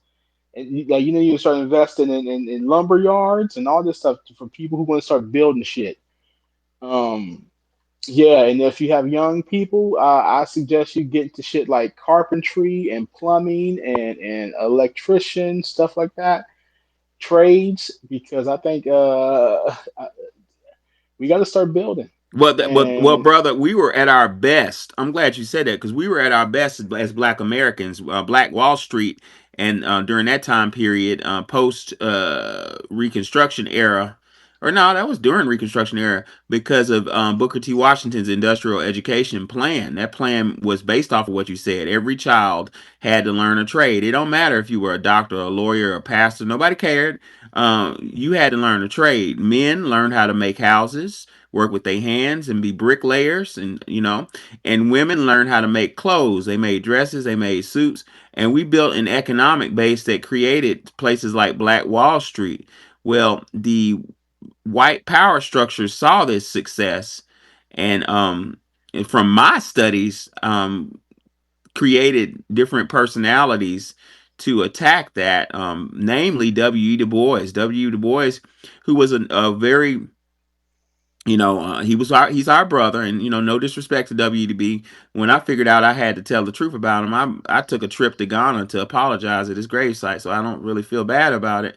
But W. Du Bois, in my opinion, from my studies, I deduced that W. Du Bois learned that talented tenth ideology at Harvard, and I can only speculate that somebody told it to him to spread to the black community to destroy the industrial educational plan. No, talented tenth was one of the worst things that ever happened to us. For instance, the Reverend Al Sharpton is talented tenth. It builds TD Jakes is talented 10th. One fearless leader that's going to lead us out the darkness ends up to be one greedy motherfucker who takes all our money and leads us into the darkness. You know, we need to roll as a group, but that's a good point, Indo. Go ahead and land your plane, Indo. Oh yeah, that's about it. I just don't see any other way out of this. 35 trillion in the whole Ant County. America has to get money into the system, and these companies need investors. Right, So the only thing, so here you go, boom, right there. You got 40, 50 million investors at home, and they're American, and that goddamn money is going to shoot around this country. And here's the other thing, the whole thing when we talk about like our communities, money, the dollar would bounce a gazillion times around, in our own communities. We need to start understanding that this whole goddamn country is our community. right, We're not cornered off into one little area anymore. Just the south side of this place or the north side of that. No, nigga, all of it, from sea to right. shining sea. So that money gonna bounce around all over this motherfucker. Oh, All let me this put shit it, is ours. and let me back you. We live in every state. We live in every Right. state. We even have a museum in Idaho about Black Americans. So we Oh, have really? representation in every state. Endo, let Yeah, me Yes, niggas. yes. let me roll with you. Let me walk with you right quick with some scholarship. What brother Endo just posited was that every state, the United States, belongs to Foundation of Black Americans. And I'm gonna hit you with some Claude Anderson with the essay where he says slavery, this is Claude, slavery gave birth to capitalism. Take that. Claude says, quote, the international commercialization of black slavery changed the world in its economic concepts. The old European mercantilism was replaced by capitalism. Mercantilism meant profiting from the sale of a product. Capitalism meant profiting from another's labor. The word factory was first introduced in the 15th century to describe Portuguese buildings that were used as holding places for slaves at points along the West African coast. We created this financial system, so you're damn right. It belongs Absolutely. to us, my brother. Uh, I'm going to give Beavis a chance to speak again. I'm just seeing something that's just not sitting well with me. So if Okay. you don't, yeah, if you don't say anything, I'm kicking you out of the whole space. So you got 5 seconds before I kick you out the whole space. All right. Don't come to Canada, bitches. We'll kill you. There it is. My sixth sense has always been right. Always been You correct. gonna kill it? You gonna kill us with what? You gonna sick a moose on me or something? They don't be having guns in Canada for real. Anyway, um, Beavis, you That was no, Beavis. that was that. Well, Oh, that was the other yeah, guy. Oh, don't come to Canada. That's what I I thought thought that because was I'm Beavis. following Beavis. Oh, really? I thought that was Beavis. Okay. Oh my God. No, that was yeah, that was the other dude. Well, we're not getting any help from the app to figure out what's going on if it doesn't even show who's talking. So no wonder we're Yeah, I that's confused. why saw it. I'm doing what I'm doing because something's off with the app right now. I've noticed that. Um, who was Gia Monet? What's on your mind? Hey there. One thing I don't know if anybody has talked about it, but I just came across that bill in Mississippi, that House bill, what is it, 1484, that's letting bounty hunters being able to go after illegal aliens. And I wanted to know what everybody thought about that. Wow. Great idea. Weaponize the public. There's more public than these organizations. So anything that we can do, we need to do it because it's a whole lot of them. It's 60 million, even though they say 20 million. No, it's 60 million and more, probably more. Okay, so we need to use everything possible to get them out of here. Could you can I ask the room a question? hold on one second, Indo? Gia, would you? Okay. I'm coming to you, Indo. Gia, do me a favor. I'm new to. You're educating me. Could you do me a favor, Gia, and post that in the jumbotron or put it in a pill, and I I'll put it just in. did. I just put it in the pill right now, the direct link to it. And not only that, I'm going through the bill even more, where it says that it could put life imprisonment on illegal immigrants as well. So they're not playing. They're not playing at Wow, all. that's awesome. I appreciate the submission, Gia. Go ahead, Indo. Oh yeah, I just wanted to ask Wani, have you driven across country? I have driven, not me, but I was driven across the country Multiple times, yep, back Uh, and forth. okay. Because Southern route and northern route. okay, because I've heard people. I've never heard. Like, supposedly they say there's like an ocean of white people like in the middle of the country. But every Well, truck well, driver well, I Endo, know. Endo. There I've driven was. across the country several times as a 20 something in my little Honda, and I've driven across the country several times, my friend. And yeah, I didn't see this sea of white people that people talk about. Yeah, I keep. I I think did. it's a. Oh, you There's did. tons of them. But I went a long time ago, guys. It's Okay. not like that anymore. Remember how Egypt changed? Okay. One minute it looked a certain way, and then uh, thousands of years later, well, this has happened in 60 years. Okay, because all the See, truck drivers I know, they keep telling me about like what club they went to somewhere in Idaho, or like these. I was in Nebraska last week. I was sitting. What niggas did you meet in Nebraska? What what niggas did you meet yeah, we in got Canegro, we got Nebraska Canegros. yeah? We Yeah, do. I'm And like a Jesus. lot of these people, here's what happens. A lot of people, Nikki could tell you better than me, a lot of people moved to Chicago and then they wanted to go to a suburb and they just went to nearby states. That's how we got to all these places. We had the Western expansion. So we had cowboys going out this way. And then they also had people that left the Midwest, the bigger cities, and just moved to nearby cities. yeah. Okay, yeah, because I know. go All ahead. I was gonna say is I know black people in Nebraska. I do. I grew up with a black. One of my homeboys is from Nebraska. Black dude. Isn't Malcolm X from Oh, Nebraska? that's he was from somewhere up there. Yeah, Or some cornball yeah. town that Yeah, you wouldn't expect him? yeah, because I'm here in Ohio, and it's like I swear, it's like I think the whole state is black. I ain't this I always I live I'm in Columbus, Ohio, and it just seemed like the whole city is just all black for the most part. There's white people like sprinkled about, but I mean on little pockets on the west side. That's what always what it seemed like to me. Like they it's supposed to be this big big white state, but it didn't never seem like it. But that's all I want to know. I thought I wasn't crazy. Okay, thank you. I appreciate you, brother. Wani, I kind of lost track of who was next. Was it Eric John? It was whoever had their hand raised. With all due respect, can y'all please raise your hand so we can all see you because the stage is acting weird and people keep getting It kicked is. down. Yeah, we're sorry. Go ahead, Eric. I kind of want to hear what this other dude saying because I'm still trying to get my thoughts ready. Which dude? I don't know. Y'all can just pick somebody. Y'all run in the room with Avenue, Yeah. Avenue, oh, what is it? Avenue Blue. Avenue Blue. Go ahead, Avenue Blue. What's up? What's up? What's up, FBA family? What up, Can man? y'all hear me? Yes, sir. Hey, I just stopped in real quick. I just got into the conversation, but I want to point something out to y'all. How long that they've been delineating from us, and when I mean like for Caribbeans and stuff. If y'all go back, do y'all remember that TV show College Hill that used to come on BET?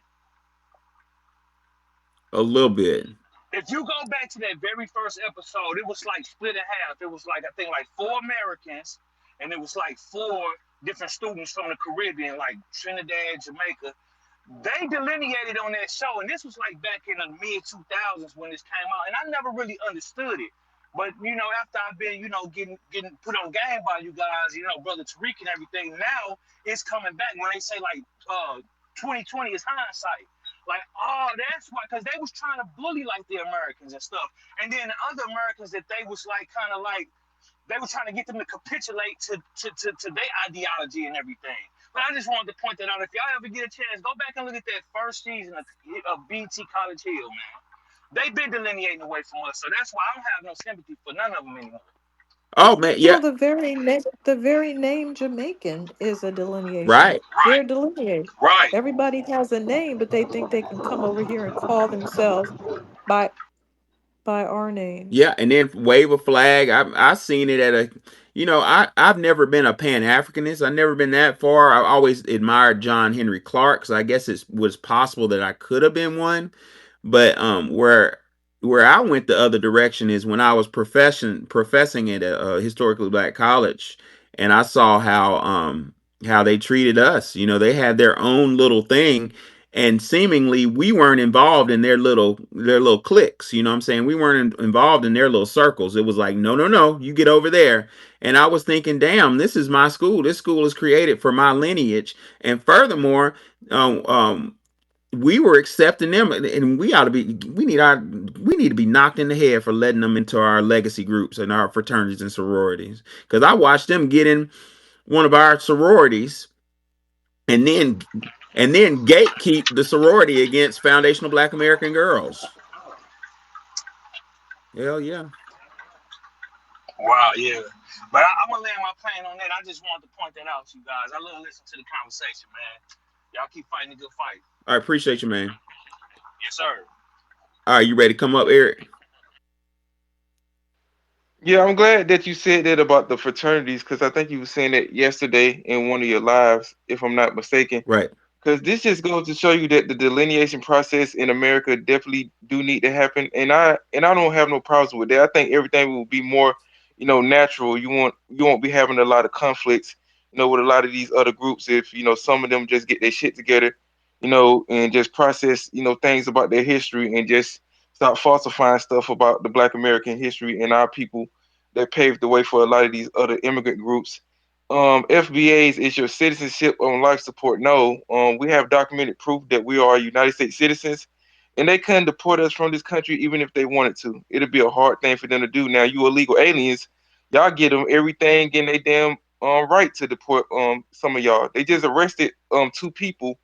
I forgot what state it was in. I think they had like $130 worth of fentanyl pills or something. So, this deportation process is really good when you having the criminal element definitely coming to the country and bringing in illegal drugs that can definitely hurt the American population.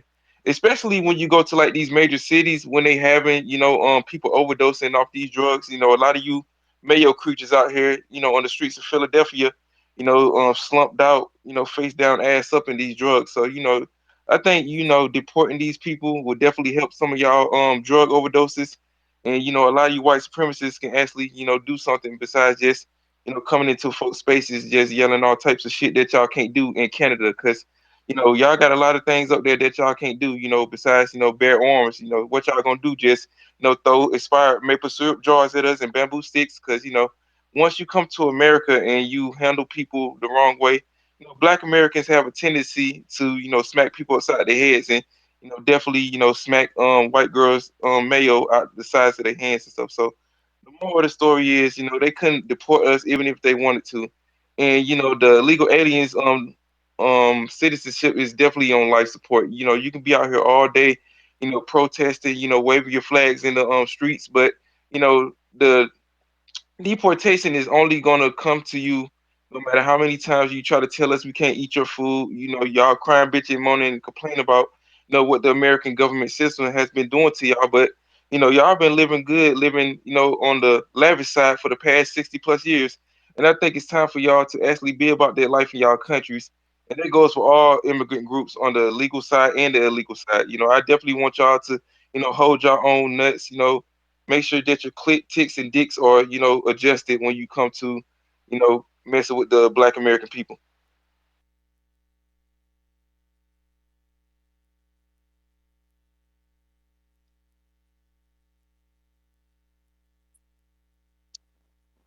Thank you, Eric. Thank you for your input. You can stay up here if you like. I just want to go to the hands real quick. The next hand that I see that I know that who was up here is Stony. So you can go ahead. Hey y'all, how y'all doing? I just got off Oh, work. Hey Miss Wani, hey Miss Nikki, hey Professor, hey peace. Eric, hey all y'all, hey all y'all, hey all y'all, hey all y'all. I'm scrolling through. Um, I just want to say I just got off work, and y'all know I'm a GUARD, and and so I want to tell you guys some of the things that I've been witnessing. So I'm in one of these buildings, and basically I have been witnessing the temperament of the migrants, uh, At first, it's been hostile, but I'm guessing maybe since Trump has become president, it hasn't been as hostile. Um, like when you're telling giving directions, sometimes they don't want to hear what you got to say because you're just a black guard. You know what I'm saying? I don't have to listen to you. That's how it was at first, and I'm just trying to simply help. And so, but now they've been paying a little bit more attention. A lot of people can't speak English, which is very surprising.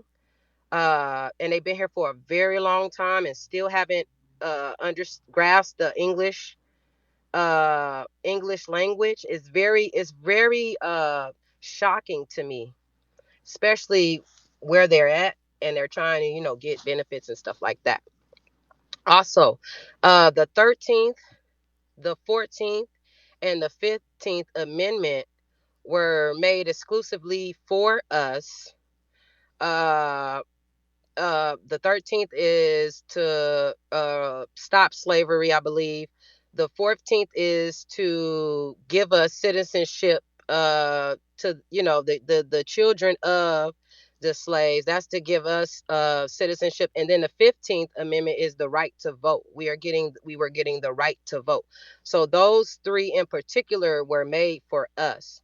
Also, when you guys were speaking about the fentanyl, I had a job where it's really bad. It's really really bad. Like I had this job where I was taking care of not taking care of, but I was a security guard for there, but it was like very drug infested. And I did they just dropped me there. They didn't tell me where I was going to be at, and I had to learn as I go where I was, what it was that I was supposed to be doing, basically. And so the people, like, I had to not earn the respect of the people, but I was letting people know that no, you can't come in here.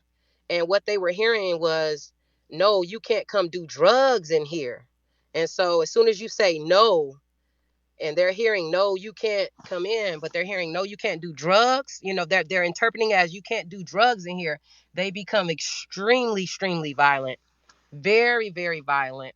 And they're like not want to take no for an answer, and they still trying to find. They done tried so many different ways. I'd have been approached a lot of different ways. I had to defend myself physically because of fentanyl. Now when I left that position, I told the I didn't tell the people that I was leaving, but I let the main people know that I was leaving. And I told them because I no longer felt safe. They were putting obstacles in my way where I could no longer do my job. And I told the main people that, hey, if you guys are going to continue to allow these people to, you're not taking my word, the guard that's telling you what is actually going on. If you're not going to take my word for it, then I could just see somebody passing away, because this is very very very dangerous. And so I left and I got me a replacement, and I gave him the heads up. I gave the guy the heads up about what was going on and how to handle certain situations, because nobody gave me the heads up. They just dropped me there. And so I gave him the heads up. Man, when I tell you he was only there for one day, but it was okay. It wasn't no longer my fault, because that was my last day. But he told me I'm not going to be here. And so I'm saying all that to say, when I went back like 2 weeks later because I was near the area, and I just wanted to see the people, because I made nice with the people, and so they respected me because I was keeping the people out, even though that they were drug addicts, even though they're their own drugs and stuff. They were appreciative of me because I'm letting them know, hey, don't bring your people around me because I got to do my job, and they had to respect that. So when I went back 2 weeks later, two of the tenants had passed away. Two. And it was very it was that place was full of fentanyl. I mean, people was doing it right there in the front of the place, like right in the front. Sometimes when it was time for me to leave on time, they would be doing it. They was waiting for me to leave. They was waiting for, like, let's say 5 o'clock to happen. 5:01, they was right there. Because I was doing my job so well, I had it respected down. And last thing I want to say is, the guy was talking about College Hill, and that was College Hill, Virgin Islands, I believe.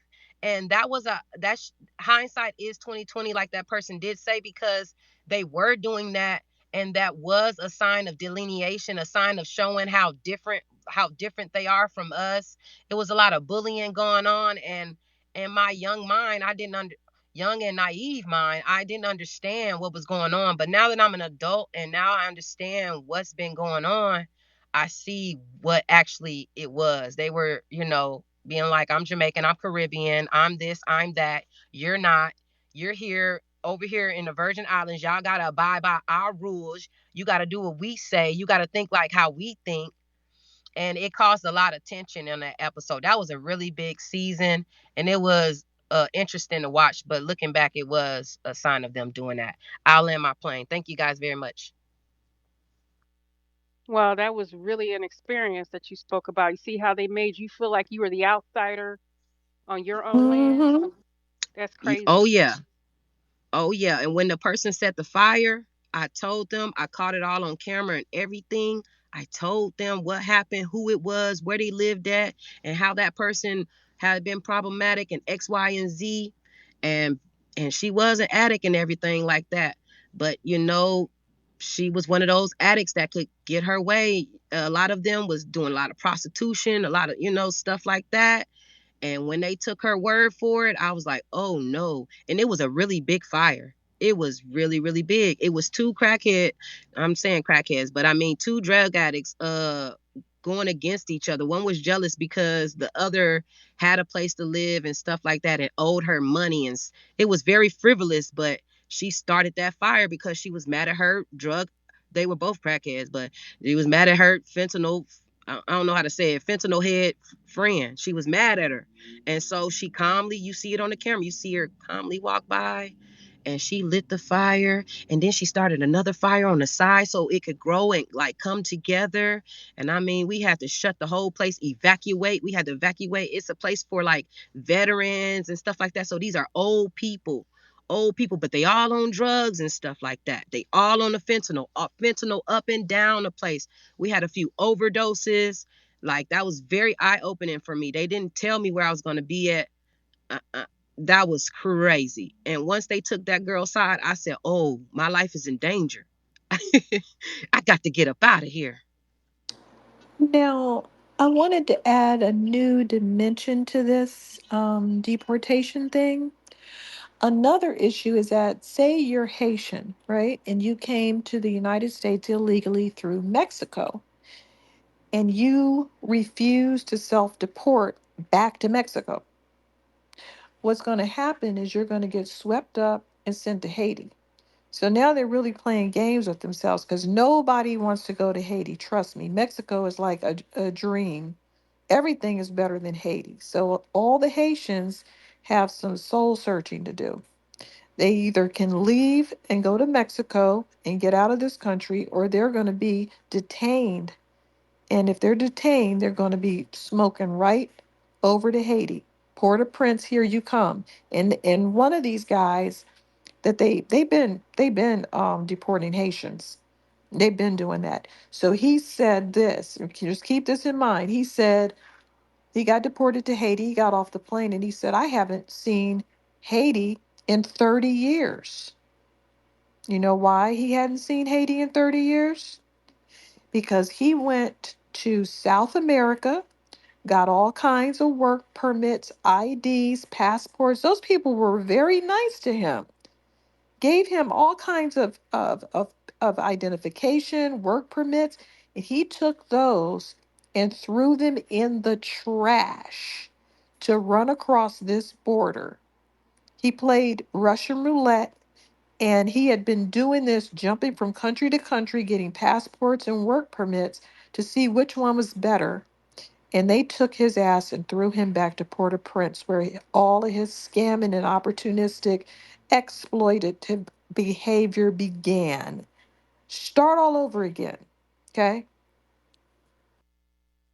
That's crazy. Is that dude that was screaming on TV? Oh no. we have to make some we have to make some things with him. Oh He's yeah, really can I say something about what Sister Stony was saying?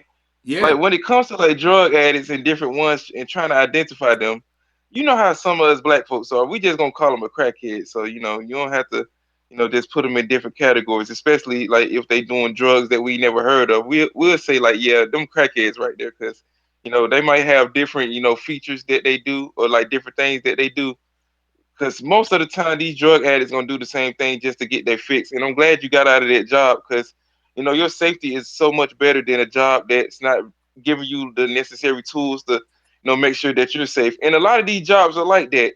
When it comes to like security and stuff, they'll put you in like certain environments when you dealing with people like that, but don't want to give you no backup. But when something happens to you, they'll take all the steps to try to make sure that you don't sue them and stuff. So I'm glad you left that job because the things that you were saying, it sort of reminded me of like, you remember that scene off New Jack City, like when folks was at the Carter and stuff and people were just walking around like zombies, strung out on that shit. It was definitely reminding me of that. So I'm glad you It's got like out of that that. situation. I tell you one thing, if it wasn't, I appreciate, I definitely appreciate being black.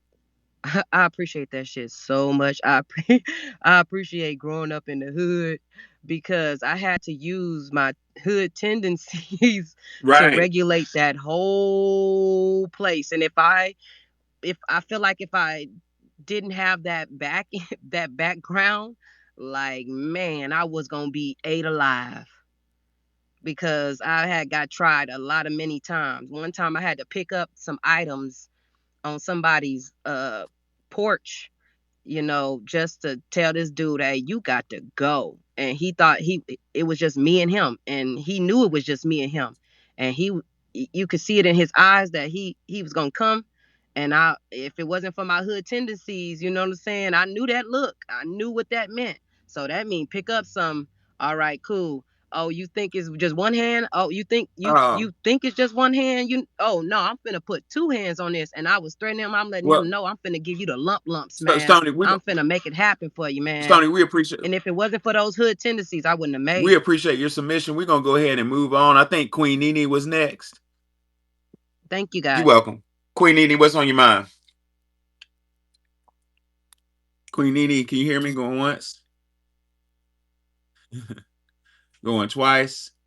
Uh, we're gonna move on to Marcel. We were Oh, go ahead. okay. Yeah, that's who it was. It was Marcel. Go ahead, Thank you. Marcel. Hello? Hey. How Hey, y'all doing? I be listening to y'all spaces sometimes, calling in from Philly. Uh, I know y'all are well traveled. I just got a quick question. Y'all know some spots that FBAs can travel to? Because I know a lot of countries be racist as hell, and I'll land on that. Costa Rica is a good one. Costa Rica? Okay, I'm gonna write it down. for what? Are you like a vacation? Just to hang out? Yeah, hang out, just, explore different cultures and stuff. I'm not trying to go somewhere and they be, anti-black or whatever. Because I, Well, yeah, that's just depends on who you run into. Yeah, that's true. It depends. You should be fine as an American. You'll be fine. I haven't run into that. I mean, I know they do it, but usually Black Americans experience pretty good time when they travel. all right, thanks.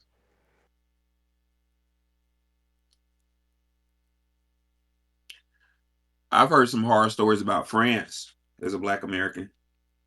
Really? Yeah. France is pretty Wow. trashy right now. Was it Paris? Yeah, yeah, yeah. When you like go, I used to live in the south of France. Paris is trashy right now. wow.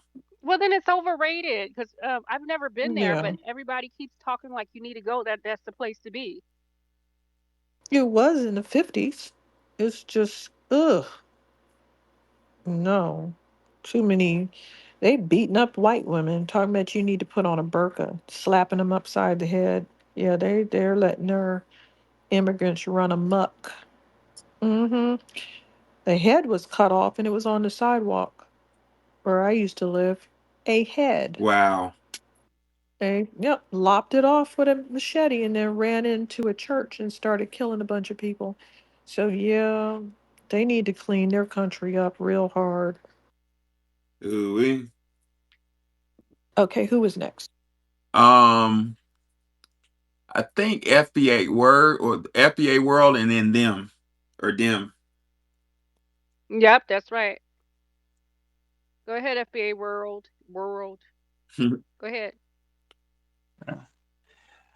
Good evening, Professor Nikki, Wani. Again, thank you for having a constructive space. Last night's space, I would say, starting off was off the chain. That had me roll. That space last night had me rolling. Um, but as far as this space and pertaining to the 14th Amendment, the 14th Amendment. Short answer, yes. And in the Constitution, it was clearly stated with the 14th Amendment as far as citizenship or birthright citizenship, who that was originally was designed for. Designed for. It wasn't designed for immigrants. It's not no misinterpretation or none of that garbage. It simply states what it says in the 14th Amendment. And now we are since we've been delineating and having President Trump summit on TV on the record, pretty much echoing the same thing. Is like he can't walk that back because we now got him on record saying that. So so man, with that further um, aids in the delineation process. So it separates us from all of these migrant groups, which the Democratic Party tries so hard to try to make us immigrants when we're not. Now, as far as citizenship being on life support, it's not Foundation Black American citizenship that's on life support. Is all of these damn immigrants whose citizenship is on life support that getting sent back to their country. Some of that, even their damn homeland. Some of them I saw on the news like don't even want them. Like, why you sending them here? Like, why you sending them back here? Because they're yours. And as I mentioned in previous spaces, foundational Black Americans historically have have fought for and taken care of other countries, some bastard children. We dust them off, prop them up, or yeah, we take care of them. Saying dust them off, somebody dust them off, and then they come up here, turn around, and want to be disrespectful towards us. The ones that fought, they get their funky asses over here, and now, now with karma, now they're getting round up and they getting sent back home to their homeland where they failed and fled. And now the presidents of those countries, is now their problem to see what they can do to help build up the failures or the bastards of their country and make them functional citizens that will help build up their country. So with this space and with the question, there is a book that I think that's pivotal to the question. Again, it's a book by Dr. Claude Anderson. If if anybody hasn't read this book, I would highly recommend reading it. It's a Black history. It's a Black history reader. 101 questions you never thought to ask. That's a book by Dr. Claude Anderson. If you haven't read it, I would recommend reading it, and I'll land there.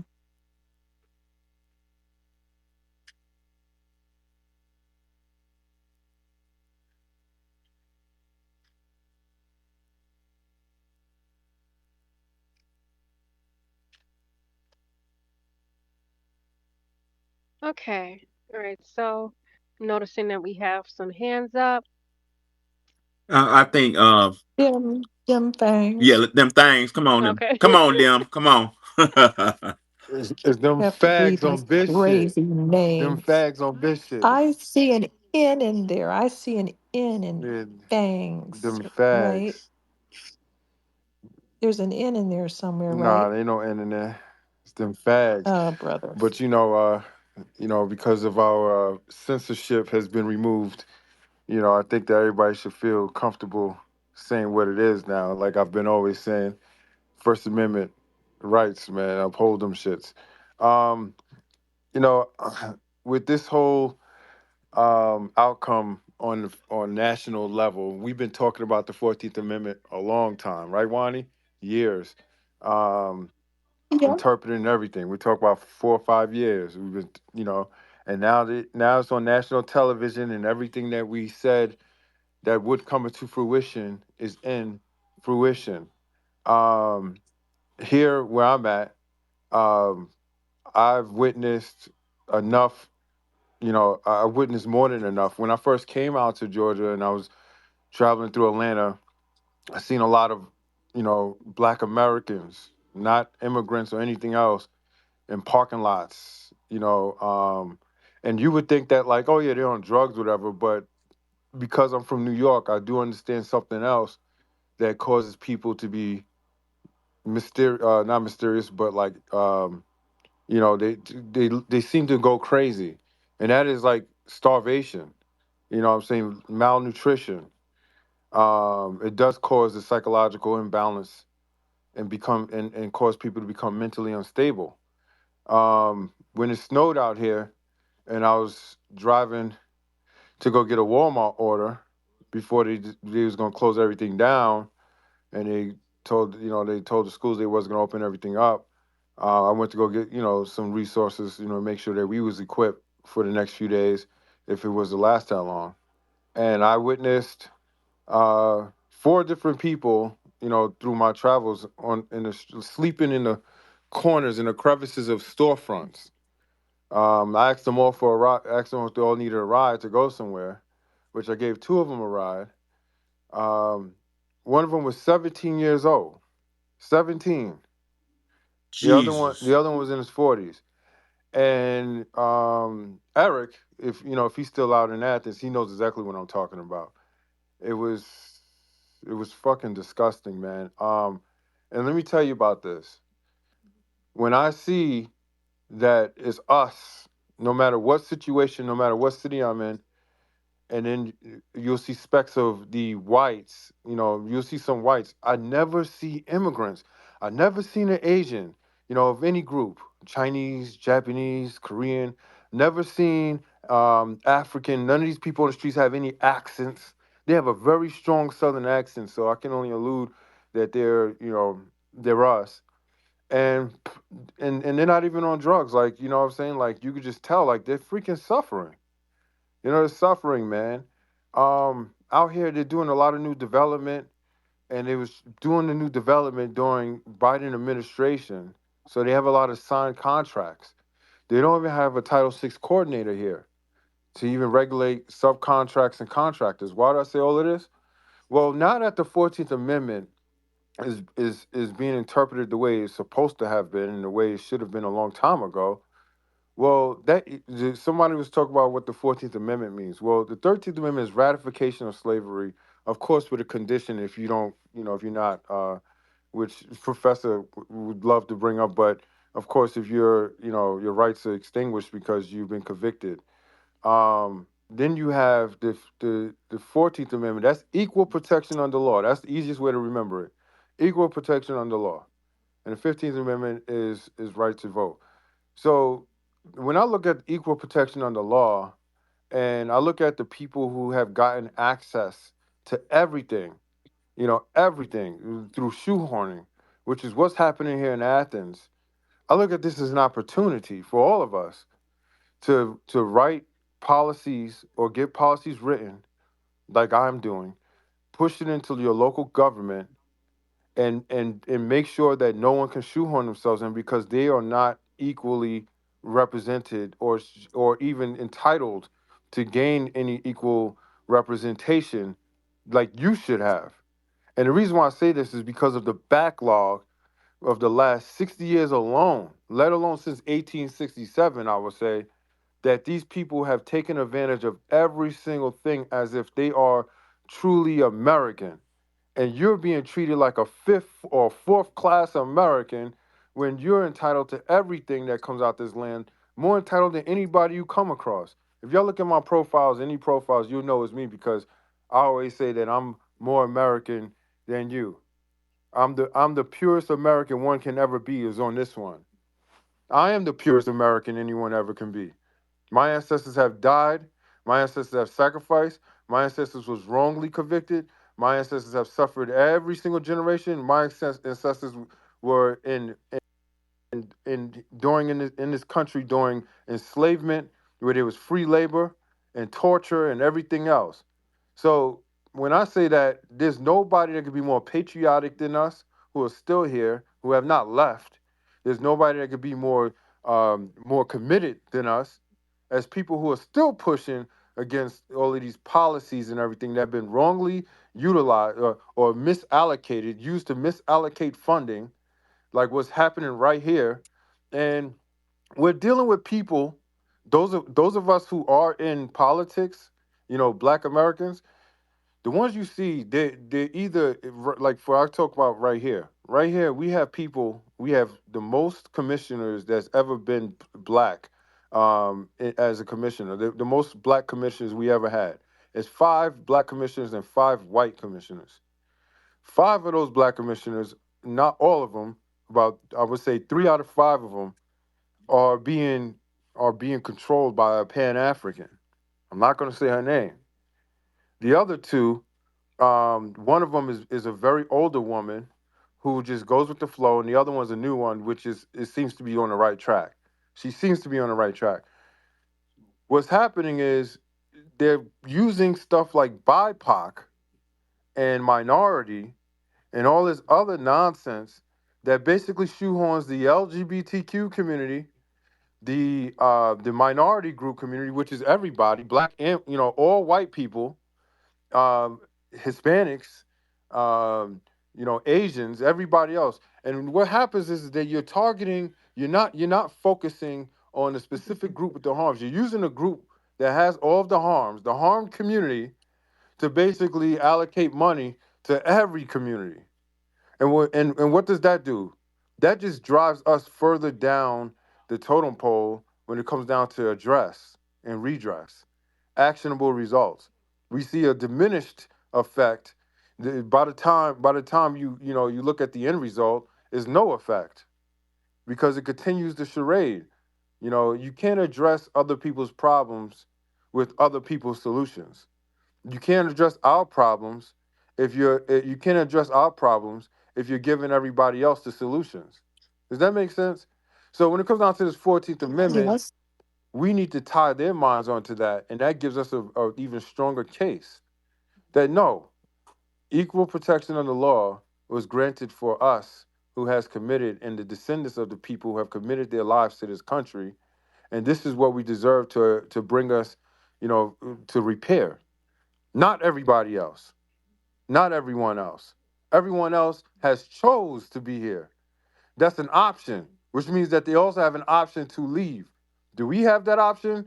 No, because our option is our homeland. This is not a secondary place for us. This is our first place. This is a secondary place for everyone else. So when it comes down to um, somebody saying, anybody saying, well, why don't you go back to Africa? Why don't your ass go back to Ireland? Why don't your ass go back to Italy? Why don't your ass go back to Europe? You know what I'm saying? Because as far as I'm concerned, there ain't no place for us to go back to because this is where we were made. This is our soil. A plant that's taken from one territory to another is still the plant. A coconut tree, if it's from Jamaica, you ain't gonna call it American coconut tree. The native place of that coconut tree is always gonna be Jamaica. The native place for a Black American is America, and you will not find a clustered or a condensed population of Black Americans being made anywhere else. Nowhere else. You tell me a place where the source of Black Americans. This is the source. This is where we're made. This is where we're created. This is where we remain. And so when it comes down to that, man, I just really push for everybody here. You know what I'm saying? If y'all need an example of what of what people are doing across in other places and cities, that y'all do the same there. You don't even have to really run for a position. You show it with some policy, some piece of papers, with some legislation or ordinance, and you get your people behind and aware of it. That's what I'm doing right now out here, and it's a struggle because I'm going against Pan Africans. I'm going against people who don't know that they're Pan African as well. I'm going against people who don't know that they're Pan African Hey, because Men's, can you Mhm. wake that up and tell us more about that? Tell us more about people who are Pan African and don't even realize it. The people that are Pan African don't realize it. The ones that have not done their identity, have done research on who they are as far as their identity and their history and their ancestors. So they look at the skin complexion, the race portion of it. That's all. Race is not a real thing. It's a class. It changes. It's something that's used to categorize people on paper for statistical purposes. You know what I'm saying? And also for power distribution, for representation. It's all fraudulent. And when you use that, people latch onto that because it makes them feel more connected to a larger group. You know what I'm saying? A larger representation, but it's not, because that larger group, they're powerless. The people that have power is your group. And so when you don't have your identity, then you basically conflate who you are to anybody that you feel, or any group that you feel accepted from, which Pan Africans, right? They make you feel accepted because they use you as a battery to do everything they want to do as if they're first class citizens. Preach. They use you as a stepping stone. So they're gonna welcome you, embrace you. Then they're gonna treat you like shit when you realize who you are, because realizing who you are means that they are fraudulent and they're not who they are, and they're not really part of you. They're not really for you. They're for the extraction.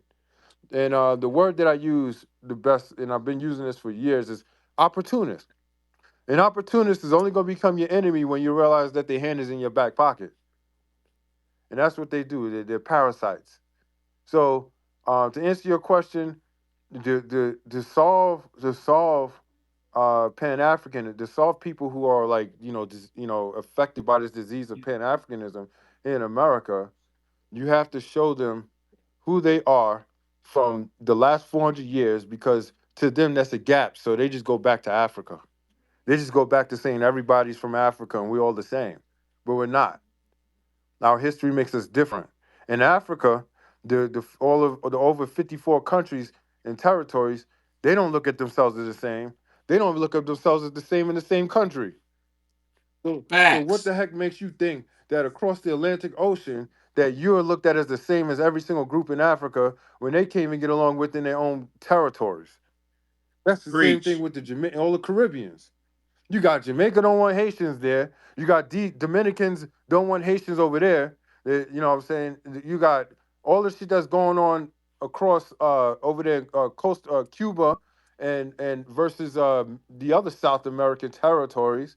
You know what I'm saying? The Hispanics don't get along with one another.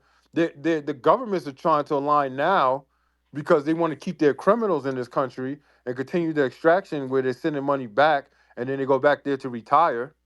Like I said, I have not seen not one Hispanic out here in Georgia on the streets. You can go to Norcross, where Norcross is now almost majority Mexican, Norcross, Georgia, and you will not find not one of these Hispanics in the streets when it's snowing. You know what I'm saying? Like, we gotta really wake up, man. We gotta really wake up. And if you ain't gonna wake now, I don't know when you ever gonna be, because everything's in your face. Everything is in your face. If these folks can realize that these other groups are extracted from them, you should have realized it 10 years prior, because whatever happens to them, it happens to us first. You know what I'm saying? They notice their communities are being dismantled, which means our communities already have been dismantled and stuff. And is that really far fetched? Who's the first community immigrants move to when they come into this country? Black. Us. Who's the first community that after the immigrants moved to that you see massive Black Americans migrating elsewhere? Well, I just said it. I just gave y'all the answer. You know what I'm saying? We have examples in Florida, New York, Texas, California, North Carolina, Georgia. You can look at it specifically. You want to know what I'm talking about? Georgia, Atlanta, Buckhead, Norcross, Duluth, Gwinnett County, basically. Athens. Athens used to be 33%. 10 years ago, Athens was 33% Black American. Today, it's down between 25 to 27%. They're trying to change everything to rental properties while they and this is what I'm sure y'all seen in y'all communities too. This is nothing. This is not a what they call a specific case scenario. This is not a what they like to say on this thing when it's specific to one person. Starts with an A. Forgot what they love saying on Twitter. But this is definitely You mean yeah. This anecdotal is not an anecdotal experience. or a unicorn Yeah, argument? this is everywhere. They're using immigrants. They've used immigrants, and they're using and the Democrats and all these other folks have used immigrants to destroy the black community because they don't want us to be a force, and they monetized it. They monetized the process by then eradicating single family homes and unaffordable single family homes and turning them into rental properties because Preach.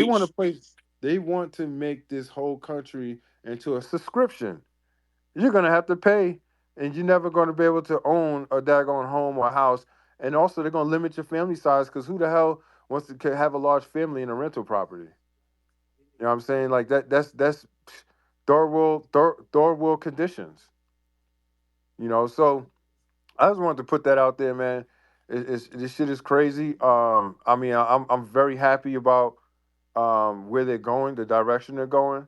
I do see in my observation, the last thing I'm gonna say, Trump is stopping, putting a halt to a lot of things, a lot of programs, a lot of money, everything else. Whatever you hear, don't believe a lot of the stuff you're hearing. Like, oh, Trump ended Martin Luther King Day. Trump ended Black History Month. Trump stopped stopped DEI, and so now they're not teaching about the Tuskegee Airmen in the Air Force. That's not true. Trump ended the DEI programs and so forth in different places, and these people basically, try to act on their racism by using it as an excuse. It wasn't Trump who said take out, but guess what? Even after that, they still put it back in there. So Tuskegee Airmen is still being taught. Tuskegee Airmen education is still being taught in Air Force training. They put it back like within 10 hours after. You know what I'm saying? Because of pushback. Secondly, no, he did not stop people from receiving HIV medication, all that shit that you've heard. He basically is revising the healthcare, and they're just trying to gaslight, gaslight everybody. And no, he did not end. Black History Month is still there, and even if he fucking did, and it was a way that he did do that, who gives a fuck? I don't give a fuck about everybody else recognizing Black History Month. That's for us anyway. Just like if even if he did, remove Juneteenth for a federal holiday, would that stop me from celebrating? Would that stop me from taking away from work and recognizing and using Juneteenth as a Memorial Day? What the fuck, like, but they're using these Democrats, these fucking extreme liberals, are trying to gaslight us. Then you got the Hispanics over here saying, "Oh yeah, we need, they're begging for our help. They are here begging for our help. We need your, what if they remove us, you're not gonna have any support." What do they want us Yo, to do? they're like, if they remove us, who you gonna have here to help you? Hide Yeah, them? They they don't never help us. helped us. Y'all ain't never did shit. Facts. They can't even And then you bargain got with this us. Chinese That's the chick. funny thing You got, about oh, it. well, she's not Chinese. I'm gonna tell you. Her name is Nugent. Vietnamese. Nugent. Her last name is Nugent. I Yeah, think she's Vietnamese. Philippine because I worked with this woman with the last name Nugent, and Viet. she was Filipino. She was Filipino? I think she's Filipino because Oh, I thought that was a Vietnamese it could name. be It's It it's is Viet it's Vietnamese When and it's it's pronounced Win. when. yeah, when Yes. yeah yeah. Yeah, I always say and it's No, Nugent. Vietnamese. Nugent. But listen, we I don't worked give a with a damn. We yeah, I don't don't give a care. fuck. Yo, listen, I worked with a woman. And she said it was. She told me it was Win too, but I never. I always pronounced it Nugent. I worked with her, and she worked in the California office, and she was Filipino. But anyway, regardless of what her background is, y'all know exactly who I'm talking about. And she literally on Twitter and on Instagram, and I seen it first on TikTok, has the background of the FBI declassified documents, right? Or CIA declassified documents. But in the background, you could read what it says, and she's saying that Martin Luther King was made up. Do you hear how stupid these people are? These people are the ones that has these high level jobs here that they just gave to because of DEI. You know what I'm saying? There's a Vietnamese doctor in my area that I was forced to go to, and he's got a whole list of people that hate his guts, and because he's racist. He's racist against everybody, and also white people. And so he just kicked everyone out of his office that was American, and we couldn't really do anything about it. So I'm gonna drop this on y'all. Everybody you see doing this, just put it this way: they just became over. These people have been around you for decades. The people y'all been focused on just white people and shit. These Indians, I've worked with them. They are the most racist. Yo, and it's because they want to be white so bad that they overcompensate in racism. They say the things Mm-hmm. that white people wouldn't even fucking dare to say. They do things that white people today won't even dare to do. You know what I'm saying? I'm not talking about the few white people. I'm talking white people as a collective, like how they used to be, how you read in history. These people are the mask off, knock off Ku Klux Klan. I'm talking about people from India, people any fucking Asian group. You know what I'm saying? They yo and fucking Puerto Ricans. Man, listen, I don't give a fuck if Puerto Rico's a territory and shit. I still call them immigrants. I still call them immigrants. You know what I'm saying? Because you look, Fat Joe, perfect example. You know what I'm saying? You think it's just Fat Joe that act like that? Nah, it's all of them motherfuckers. They basically think because they come here and they have that white skin that they're gonna relate to the white, to the old classic white group. So with that, they try to embed that structure that they could talk down to us and that we ain't shit and that they don't have to fucking do anything we tell them to do anything. No, you have to do everything we tell you to do. You're a guest. Wipe your fucking feet off at the door if you coming into my house. Do not put your stink ass feet on my fucking furniture or get the fuck out. That's what I'm talking about when I say they're gonna have to do what the fuck we tell Yep. them to do. And that's what It's you're going gonna to have be to a whole that's new. exactly how you're gonna have to start moving with that same mentality. Cut all of that empathy shit out. That empathy shit is done. This is survival of the fittest today. Yep, it's a whole new structure. And they're going to have to take it. They're going to have to take it whether they like it or not. And that's it. Any back talk, and we'll just start calling ICE again and get the rest of the next round and the next round. They better not talk to us. That's all I'm saying. Don't talk to us about anything. Now, I see a thumb going down. Okay, who's next? DeBlack or Queen? I think it was Queen Nene. Okay, Queen, you ready? Because she had her hand up a Yes, long ma'am. I'm time. sorry. Actually, I Sorry. think Stacy No. was before me because when I raised my hand, I saw Stacy's hand up. I'll go Okay, after her. sorry. After her. When you can go because your hand was up long time ago, and then we called Oh on my you. God.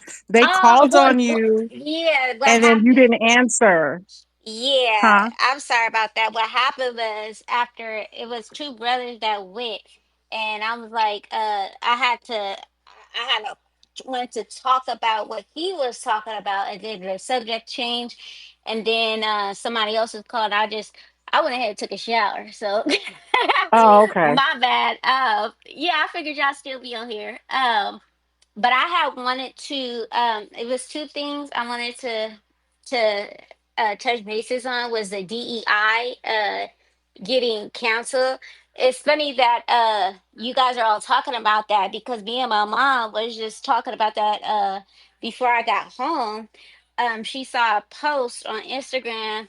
You know how the DMs are just blowing things out of proportion. Oh, they're gonna stop our rights and blah blah blah. And she was Mm-hmm. like, "No, Trump has canceled all that because that wasn't for us in the first place. That was for them." And she was like, they just love, taking things out of context. And, because if you look at it, I mean, you guys even said it, everybody know it was never for us. It was never for Black Americans. That was for the gay whites and for the other people. The people that's non-binary and got three, four, five, six Mm-hmm. genders and all that.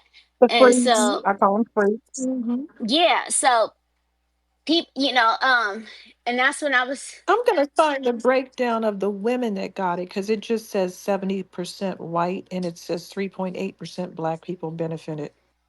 What Black people benefit. I said it was just 3.8. for the I was like, you know what? That's just for the white um There's gay diversity.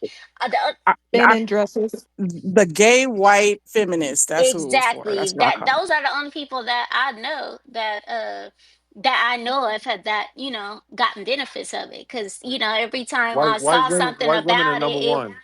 it was people with that pride flag and all that stuff. And it's like, yeah, that was never for us. You know. And that's when I told her about this video. Um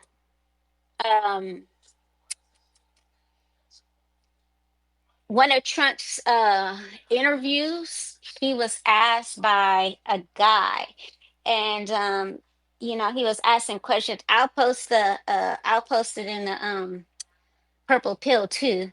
He was asked questions like, can you tell us like what you think about Russia and like Iran and I think they asked about Korea too.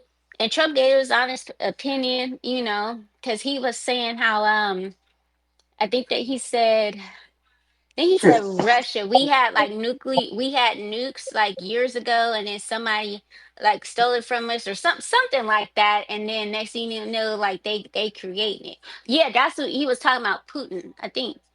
I don't know. I think he was somewhere in European country, and I'm pretty sure you guys saw this interview too, when he was also talking about how talking about the Palestinian war and all that stuff. He was like, it's just ridiculous. They just killing each other. Like this war really needs to stop soon because like some people are just losing their lives for no reason.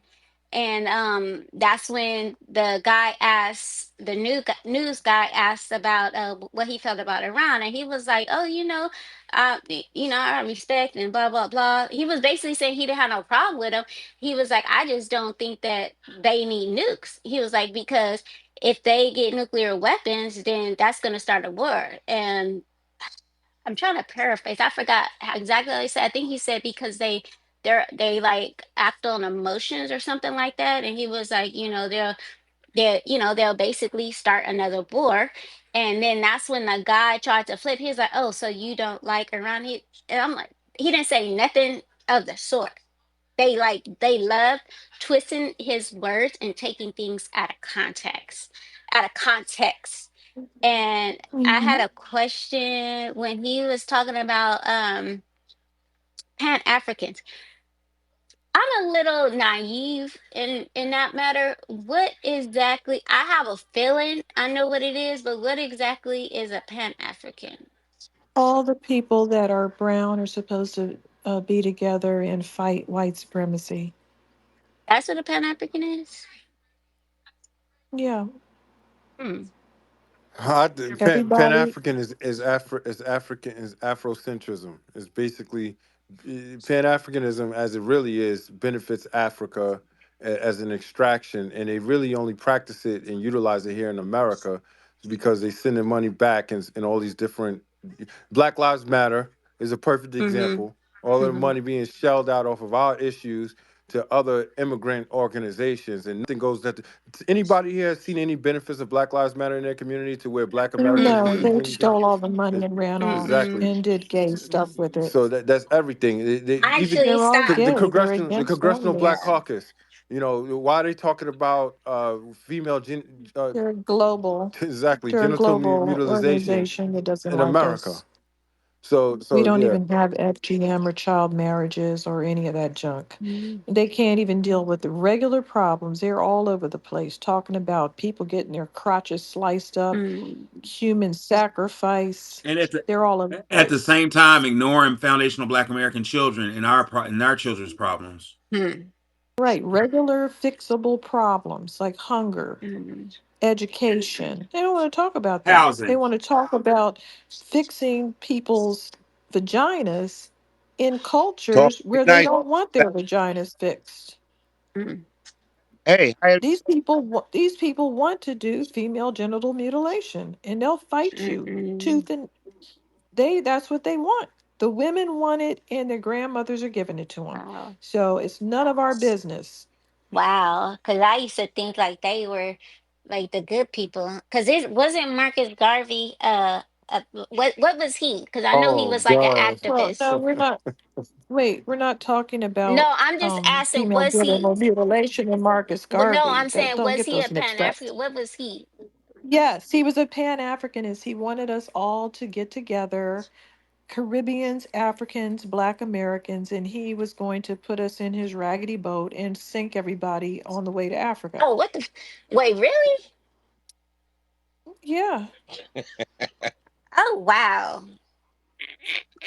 Because I didn't. I mean, I No, condensed it. because that's see, Then he that's got kicked out. He got kicked out because they had a Garvey must go, and he had said a series of stupid things about us being lazy and was caught hanging out with white supremacists, multiple white supremacists, writing letters about us, talking down on us, saying that we didn't have the right to ride on a train because we had nothing to do with trains. What? We have mm, everything to do with that trains. must have So he been got caught, why. and then Biden, he was kicked out, jailed and deported, Mm. which I like. And then Biden just pardoned him. That's a kick in our face because our people got rid of him. And for some reason, Wait, you talking Caribbeans about can't Marcus stop talking Garvey? about this. Yeah, he got pardoned, I thought he was dead. by Biden. He is, Oh, but he still got a It posthumous was it was pardon. oh, symbolic. okay, okay. Oh, okay. Biden was saying "kiss my ass" is what he was saying. Yeah, that's because our Wow. people had a problem with it, and then Mm, the Caribbeans kept it going mm-hmm, against our will because they're very loudmouth people that don't shut up. And then the Pan Africanists latched onto it and came up with yet another lie. I mean, the whole Pan African movement is based on a series of lies, bold-faced mm, lies. They went back to Garvey is great. Oh, the green stands for the grass of Africa when it really stands for him sucking up to Irish people. But whatever, that's a whole nother story. Let's move to the next speaker. that Wait, makes Wani, sense because my talk about the great curse of Pan Well, Africanism. How the same people who Yeah. claim to be Pan Africanists now later are saying that they started our cultures and shit. oh wow. Yeah, traits of our culture like rap, hip hop, reggae. well, They that's. didn't even I start mean, we reggae. were all pan. Okay, but we were all Pan Africanists. That because that makes sense. It's logical Mm, to say, hey, if all the white people are going to be in a mob, then all the black people, so called, should be in a mob. But yeah, we found out that they're not, they're coming over here to be white. So mm-hmm, let them try to be in the white mob and do what they got to do. Just leave us out of it because they've never been fighters. They're not part of our numbers. There's no strength in numbers because they have 1.3 billion people and they can't even manage to hold on to beach access or their minerals. They're losers. Okay, what do you want me to say? They have zero wins. And whenever they do kick a colonizer out, the next thing you know, they're begging them to come Like back. Haiti. Wow. All of them. Thank y'all for explaining that. See, that's okay. Look, my great grandfather used to be with Marcus Garvey. And I just know he was over there in Jamaica and something. And I just, okay, the way it was told to me, my great, I think it was my no, yeah, it was my great aunt, not my grandma. Um, she was telling me how granddaddy, I ain't gonna say his name, used to be over there with Marcus Garvey. But when he came back, like something happened between them, and he stopped associating with like he basically disassociated himself with them. But I never knew all that what you guys just explained. So thank y'all for letting me know that. I can see why my Right on. grandfather kept his distance. So thank y'all. I appreciate it. You got it. We're gonna move on to let's see. I think it was Stacy. Yeah, thank you. So I'm gonna try to get through this real quick because I know a lot of people need to speak. So, first part was when we were talking. It was a while. I can't remember. It was a while ago, but somebody had mentioned something. We were talking in a space, and moving forward, like because I know you guys were talking about like once we get the reparations and things like that, and it's gonna be, we always think about people trying to sabotage. Like once we get where we need to go, or once we have something, people always come along and sabotage it, right? And then they were talking about black businesses and people saying, let everybody know where the putting on there that it's a black owned business or whatever. And I thought, I remember they used to have the green book, right? Is that what it was? And back in the day where you had that book that only certain, you gave it out to people who needed to know where, because we want to support black businesses, right? So hopefully once that gets going, we can put something out there where everybody doesn't need to know. Everybody doesn't need to know it's a black owned business. We support each other, we support ourselves. We all we got basically. So I think we can have something where it can be distributed just to us of where to go to spend our money. That way we're not spending money outside of FBA, or at least not too much. You know what I mean? Try to keep it within um, of the FBA community as much as possible. The second thing was you guys have been talking about the Pan African thing earlier, and I know Queenie just kind of mentioned it again. And I know you guys were when y'all had mentioned it about people being Pan African. I remember in the '90s, like that whole big thing. It was like this big movement where everybody was talking about, you wearing the medallions and wearing them big earrings with the African and pushing this whole, going back to Africa. And it was so weird because I remember Wani, you had mentioned something about well, I don't know if it was you or maybe it was Nikki that was mentioning something about feeling guilty about um supporting Nikki when you went to went somewhere and you were feeling said they kind of made you feel guilty a little bit about needing to be supportive of um buying stuff the stuff that they were selling. And it was so weird because I remember back then in the '90s I was like in my 20s and people were always talking about, oh yeah, we're going back to Africa and this and I felt guilty for not wanting to go. Like as much as I wanted to be pro-black and supporting and everything, buying whatever I could find that had something to do with black or Africa, I was just like, I still don't want to go there. This That's this African and black are not the same thing. That's problem number one. right. Because I didn't call myself African. I still wouldn't say it. I still didn't want to say it. I never liked it. I always liked black. I'm black and I'm proud, period. So, but it was funny because the people were pushing that whole thing. And I was just like, I still don't want to go there though. Like I'll support y'all, but I don't want to go.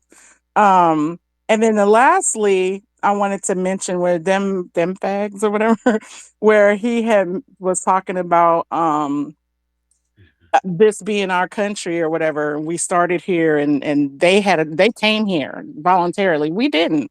And so When he was talking about it and was so passionate about it, and first thing I saw was, yeah, exactly. We built this. We did. Our people. We built this. So no, we ain't got to go nowhere. We don't have nowhere else to go.